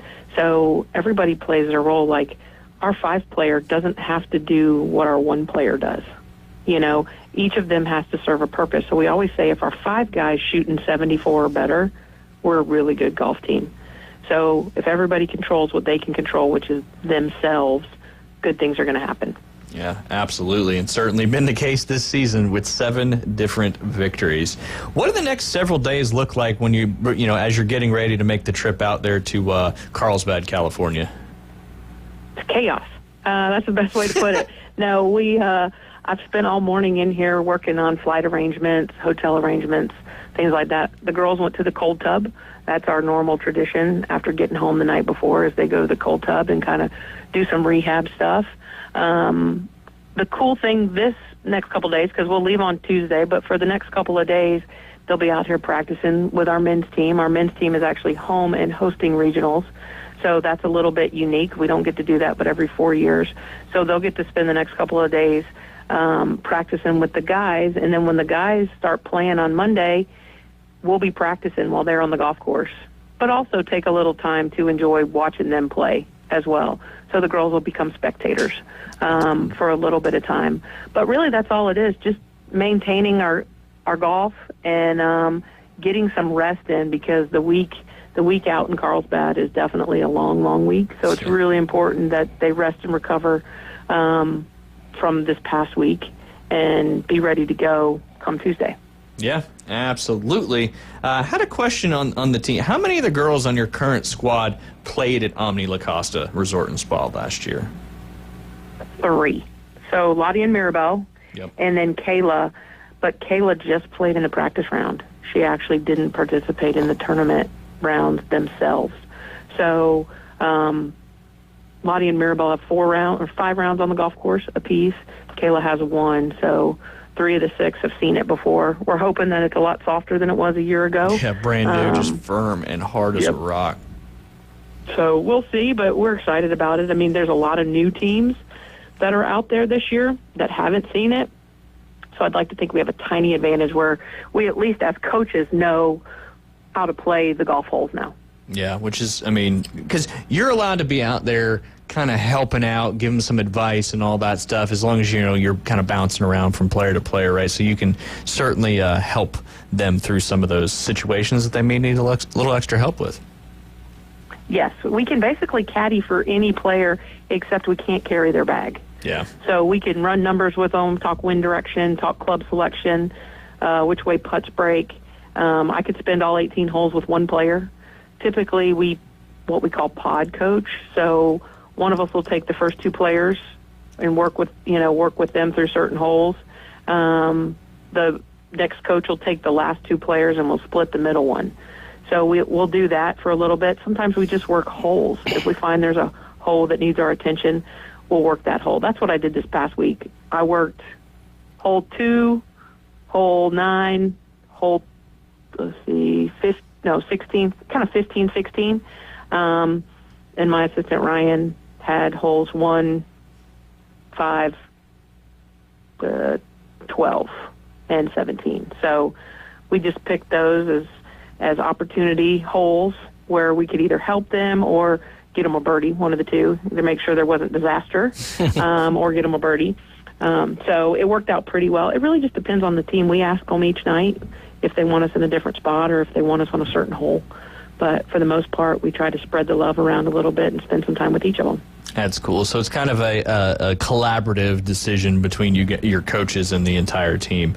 Does this golf course for the national championship, is it like hole by hole by hole, all separated out, or you got some back-to-back fairways where you can kind of bounce around between different players?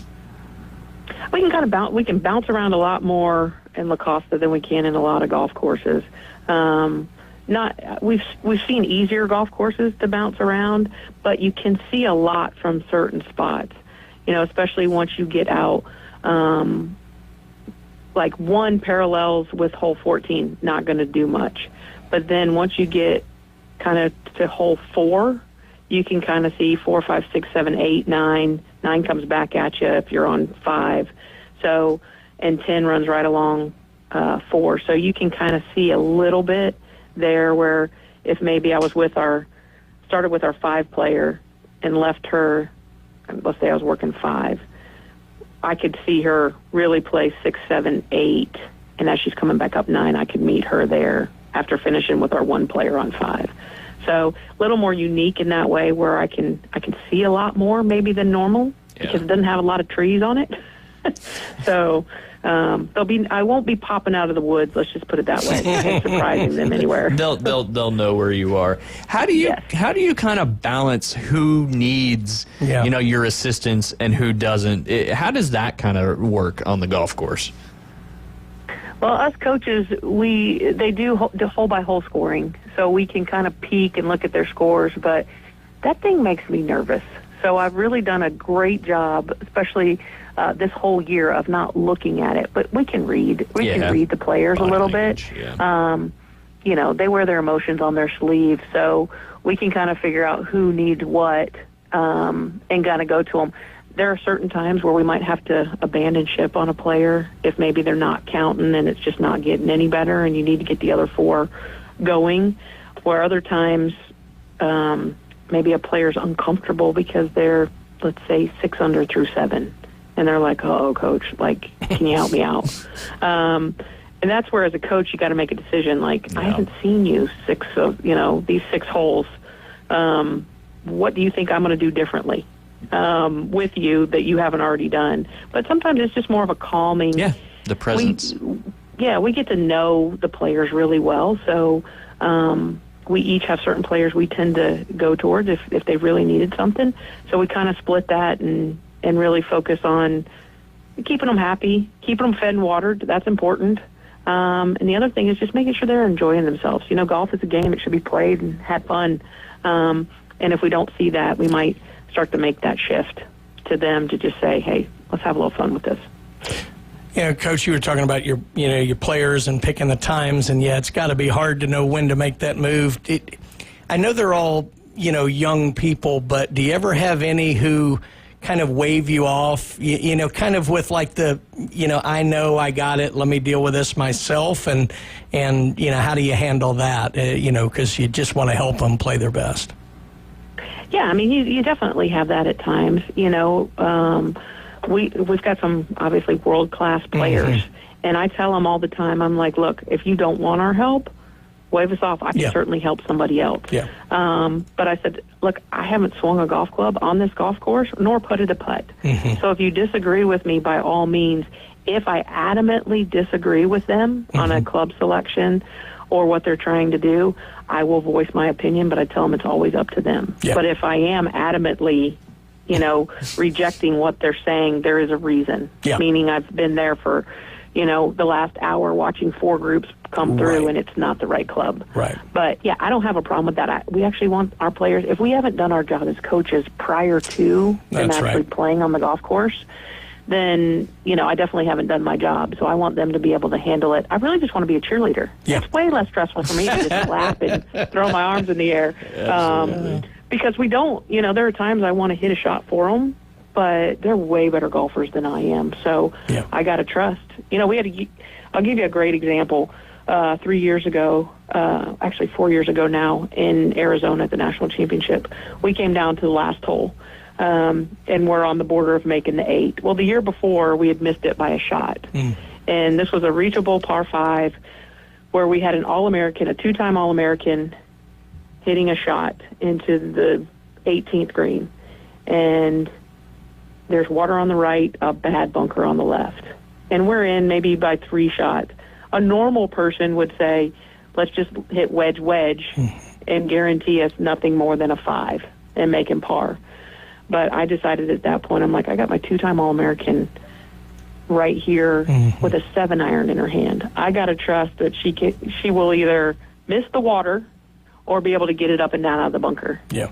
And sure enough, if she didn't hit it in that bunker. I think I remember watching that one, to be honest. Yep. Was that Frida? And I watched my assistant. Actually, it was Charlotte Heath. Okay. And I actually watched my other assistant, who wasn't coaching that day, throw his hat on the ground outside the ropes. Like, what are you doing? But I told him afterwards, I'm like, you got to let your All-American hit that shot. Yep. Now, she got it up and down out of the bunker and made birdie. You just got to do it at that point. Yeah. I don't want to be so defensive myself as a coach that our kids lose their aggressiveness. Yeah. And if we were going to succeed that year, she needed to be able to hit the shot. Yeah. I mean, being able to hit a 7-iron into a par 5, let's go. Yeah. Or trust her that if she hit it in the water, she'd be able to get it up and down from That's par. it. Yeah, but, absolutely. sometimes we look like geniuses, other times we don't, but we try to make the best decision we can. But we try to let them do it because that's our job, is to teach them what's going to happen at the next level, and they're going to be making that decision with their caddy, but they got to be able to trust themselves. Absolutely. Great stuff. Coach, before we let you go, can you remind all of our listeners about how grueling of a schedule this national championship is? Yes, so it's 8 rounds in 7 days. So we'll leave on Tuesday. We have a walk-through on Wednesday, so we can actually walk and see the golf course. We can't walk on the greens, but you can just walk and take notes. Then practice round Thursday. Then the rounds start on Friday. So you go Friday 18, Saturday 18, Sunday 18. So then there's the cut to 15 teams. This is all stroke play. Then Monday, the last 15 teams standing will play another round of stroke play, all combined with the previous 3 rounds, to the race to the 8. And then the final 8 standing at the end of Monday get to turn around and play match play. Tuesday morning, you play your first round. If you win, you play Tuesday afternoon. So you play 36 holes on Tuesday, and then the finals are on Wednesday, so 18 more. So it's a lot of golf. And you get, if you make the match play, you get a 6:10 tee time. Yay, us. You get a 6:10 tee time as the first tee time on Tuesday morning. So it's like, congratulations, you've made the 8. Get up at 3:30 in the morning. When you're already tired, yeah. Yes. So that's why I say this week it's very important to get some rest. But, you know, if you can make it all the way to Wednesday, you find the energy to get the job done. When you're playing for a national championship, you kick it into a new gear. The adrenaline's going to help. We just want the opportunity to do that. Yeah, absolutely. Well, I'm pretty sure I said early on in your season when we first talked that this was going to be a special year for the FSU women's golf team, and I am holding to that, and I will be watching all these rounds go down, and hopefully you're playing 8 rounds of golf in 7 days and bringing back a trophy for the first time to Tallahassee. Yeah, that would be awesome. I mean, that would be the icing on the cake. It's been a tremendous year. Unbelievable. I'm thankful for the opportunity to get to take them and finish it in Carlsbad. I'm pretty excited about this group. They're a special group, and we're just going to go and enjoy it and see if we can add a little excitement for the local folks here in Tallahassee and North Florida. Absolutely. Well, we appreciate you coming on with us. We will be pulling for your girls very, very hard, and hopefully the 9th year is the charm. Unbelievable season that y'all have had, Coach. Thank you for jumping on with us. Good luck out there in Carlsbad. Thank you. Thanks, guys. Thanks for having me, and go Noles as always, but definitely send your prayers. Yeah, no, absolutely, absolutely. Thank you, Amy, so much. Safe travels. Kick some butt out there. You guys are listening to The Inside Drive. Final segment coming up next. Mornings on ESPN Northwest Florida just got unsportsmanlike. Frank Isola, Sirius XM NBA Radio, ESPN Around the Horn. I wake up every morning before I go on my show. I watch you guys. Let me just give you the breakdown. I agree with Smalls 72% of the time. Yes. I hate saying this, but I agree with Evan 80% of the time. Wow. Chris, he's at about 49%. Evan, Canty, and Michelle. Weekdays 5 to 7 on ESPN Northwest Florida.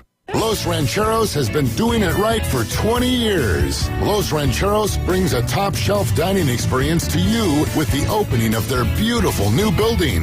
Watch all college and pro games on Los Rancheros' 14 large-screen TVs with great drink specials daily from 2 to 5 and during all the games. Los Rancheros, the place for live sports and great food on 23rd Street between Jenks and Harrison. Reliable Copy Products is proud to be the exclusive dealer in Northwest Florida for Kyocera office equipment. Reliable Copy Products has been committed to providing professional, personalized service for the last 35 years. They understand that the right equipment does not always fall within today's budget requirements, so they offer several options for the equipment you need today for the growth you expect tomorrow. Call James Smothers at 784-6601. 784-6601. Reliable Copy Products on Harrison Avenue, just north of Bay High School. Whether you're an experienced investor or first-time buyer, Beach House will provide you with top-notch service to guide you through every step of the process. We make the real estate process fun and easy through effective marketing, strategic advertising, and always a client-focused experience. From single-family homes to full-scale developments, Beach House Sales Development has you covered. Check them out at beachhousesalesfl.com or give them a call at 850-919-3500. Broadcasting from the Gulf Plus studios, it's the Inside Drive. The locals love it. You're gonna love this. You are my favorite. It's my favorite. Everybody's favorite. The Inside Drive with Ryan Mulvey, live on ESPN Northwest Florida.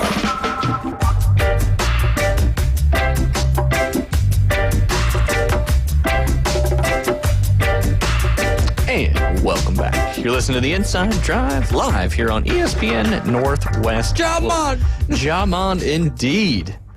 David Hayes, sorry about Arsenal yesterday. Oh, yeah, man. What was the final in that? 2-0? 2-1. Oh. Arsenal added one a little bit later on, but they won. I should have BTTS'd it and then took PSG, as you said. Yeah. So funny that Mbappe finally leaves to go to Real Madrid, who's won the most ever, and now PSG finally breaks through and gets there. Yes. Yeah. Kylian, Messi, and there was one other that was, all on the team at the same time. And Edinson Cavani was there for a long time, too. But yeah. And then, of course, now they get to the UEFA Champions League final. Yeah. That'll be against Inter Milan. And Inter Milan and Barcelona had a great aggregate where they won. The first game was a draw 3-3, and then Inter Milan won the second of the aggregate 4-3 to win 7-6. As I just mentioned, PSG got the aggregate victory of 3-1. They will play each other on Monday. I think it's Monday. No, it's not Monday. May 31st. I believe that's It's usually a Sunday. Yeah, because Monday is the 28th, 29th, 30th. Could be a Saturday. Could be a Saturday. Could be a Friday, too. I mean, the game yesterday was right in the middle of the afternoon. It is a Saturday. Ah, perfect. There you go. Saturday, May 31st, 2 p.m. will be your UEFA Champions League final. I know we do have a lot of football fans here in the Panhandle. Maybe I just know a lot of them. So I did want to mention that. And as soon as I saw that game and saw the final score, I knew David had Arsenal in that mix. Give me just a sec to correct earlier. So, again, we didn't know which person had been selected. Obviously, volume was off. It was a different American than was on kind of the expected short list. Robert Prevost, 69 years old, originally from Chicago, Illinois, is the new pope. He has chosen the name Leo the 14th. And he worked in Peru for about 2 decades, was most recently in charge of bishop appointments at the Vatican, was very close with Pope Francis. So Robert Prevost, Leo the 14th, our new pope. There you go. There you go. America. I won't sing that. You can't. But we all know what it is. All right, let's talk about some of the games coming up tonight. NBA and NHL world. Just one NBA on the docket tonight. Can the Golden State Warriors take a 2-0 lead without Steph Curry? Right now, spread is 10.5 for the Minnesota Timberwolves, and the over-under a mere 201. What do you think? Oh, my goodness. A 201's brutal, but then you think Steph's not playing, so are they going to score as many points as they normally do? Yada, yada, yada. Buddy Hield, baby, Buddy Hield. Jimmy B. Coach challenged Anthony Edwards loudly and publicly. I have a feeling Edwards is going off. And let's take a gander at his props with that particular. 34.5. Oh, his points total is 27. 27. Okay. Let's see what his combo is.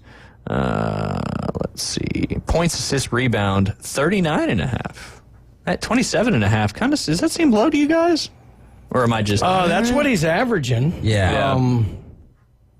He's going to need to have 27. I just have a feeling. I think that was tactical. I think he's ready to go off and have a huge game because, when they go out and call these guys out publicly, they know what they're doing. Yeah, and kind of giving them that. I think not only is Ant-Man going to have a big game, I think the T-Wolves are going to have a big game. I don't know if it's going to be 43 like the Nuggets, or the Thunder. But that's wild. But this is one case where I might not mind laying 10.5. Yeah, absolutely. I mean, Over 27.5 for Anthony Edwards, minus 10.5 for the Timberwolves, and over 201 points would pay out plus 425 for those looking for a kind of a juicy, keep you in the game parlay anyway. Probably going to stay away from that at the moment, but may come back to it. All right, moving over to the NHL side of things. 2 games coming up tonight. The first one, as we've kind of talked about, spread and over-under the same as it always is. Now, it does change in the later game, but the early game, you got the Hurricanes as a minus 1.5. That pays plus 140, and then the over-under is your typical 5.5 in that one. I kind of like the Capitals pulling the Timberwolves kind of thing in this game. Obviously, the Canes are a tough team, but the Capitals cannot go down to Raleigh 0-2 with 2 games coming up at home there for the Hurricanes. I think the Capitals have to come out. Their goaltender's got to play well. Hurricanes are a very physical team, but I think what this kind of happened in the first series for the Capitals. They were kind of struggling a little bit, and then Wilson had that monster hit that just turned the series completely around. And I think something like that happens tonight, and I think the Capitals get this one done like 3-1, maybe add an empty netter late in the game and cover that, or with the points. Getting the 1.5. I'd probably just go money line with the Capitals because it's a lot better odds. Plus 140 Capitals on the money line. You got a 1 seed at home who's a plus bet. I love this at plus 140. Yeah. So plus they're eager to bounce back. Yeah, I love the money line on the Caps here. Maybe add that in that other parlay there, or just do it by yourself so you don't have the one leg fall and the whole dog falls down. The nightcap tonight, big game there for the Las Vegas Knights. We want them to extend this series so Brian can get out there to a game. Edmonton, yes. Edmonton scored 3 goals in the final period of the first game, but we're pretty much down the majority of the first 2 periods. Vegas is minus 1.5 at home. That gets you plus 160 odds. Over under in this one, 6.5, not 5.5. So the bookies think that this is going to be a little bit of a high-scoring game. Brian, what do you think? I'm going to bet with heart, not head here. I would take Vegas just because I want to see this one extended. But, again, I mean, you're talking about a 1 seed at home. Yeah. Losing 2 is rare, even though we just watched it twice multiple in the NBA. Times, yeah. I would take Vegas here, but I don't like this as much as I like the Caps bet. Yeah, I agree. And Edmonton's kind of starting to fire on all cylinders, and they're not afraid of being down. They've proven that they can come back very easily on a lot of these games. So maybe Vegas gets out to a couple goal lead, and Oilers climb right back in there. But I'm with you. I feel more confident about the Capitals winning that game straight up. Then of course we got 2 more coming up tomorrow. We'll dive into those a little bit more tomorrow. New Pope, lots of good stuff going down on the show today. What do you think about the Utah Mammoth, Brian? Now you've got 2 prehistoric mascots in the NHL. You just got to wait for one more, and you got the whole Ice Age movie. I just don't know if they're going to do a sloth for a hockey team. It kind of sounds a little slow. Were there mammoths in Utah? Yes, actually, I have a little bit of factoid on that. Help me out here, because otherwise I don't get it. So, buried in the mountains, huh? Mammoth fossils have been found throughout Utah. The now extinct mammals stood over 14 feet tall, weighed up to 22,000 pounds, and they used their curved tusk to dig through the snow. So, they did. I'm in. I just, so they wanted to be the Yeti, but the Yeti cooler wouldn't let them end up doing that. And then came down to fan vote. There was like 85,000. Then they whittled it down to 3 names: Utah Mammoth, Utah Wasatch. I don't know what that is. And then the Utah Hockey Club. They had iPads all around the stadium. People went in, voted, and Mammoth was the. I do like the logo. The logo's I'll say pretty that. cool. Yeah. I will say that.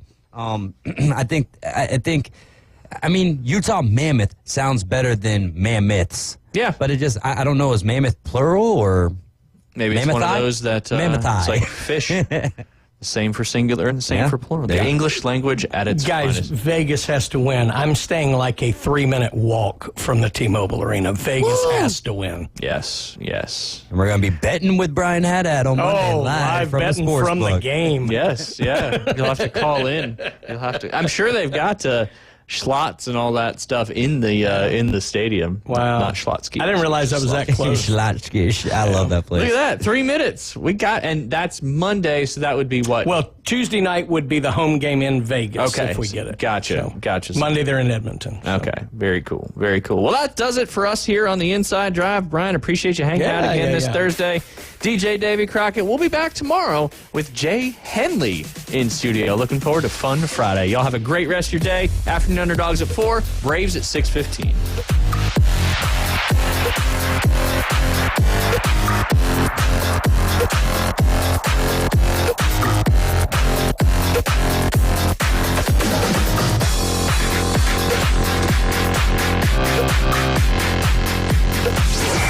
ESPN Northwest Florida. The Dan Patrick Show.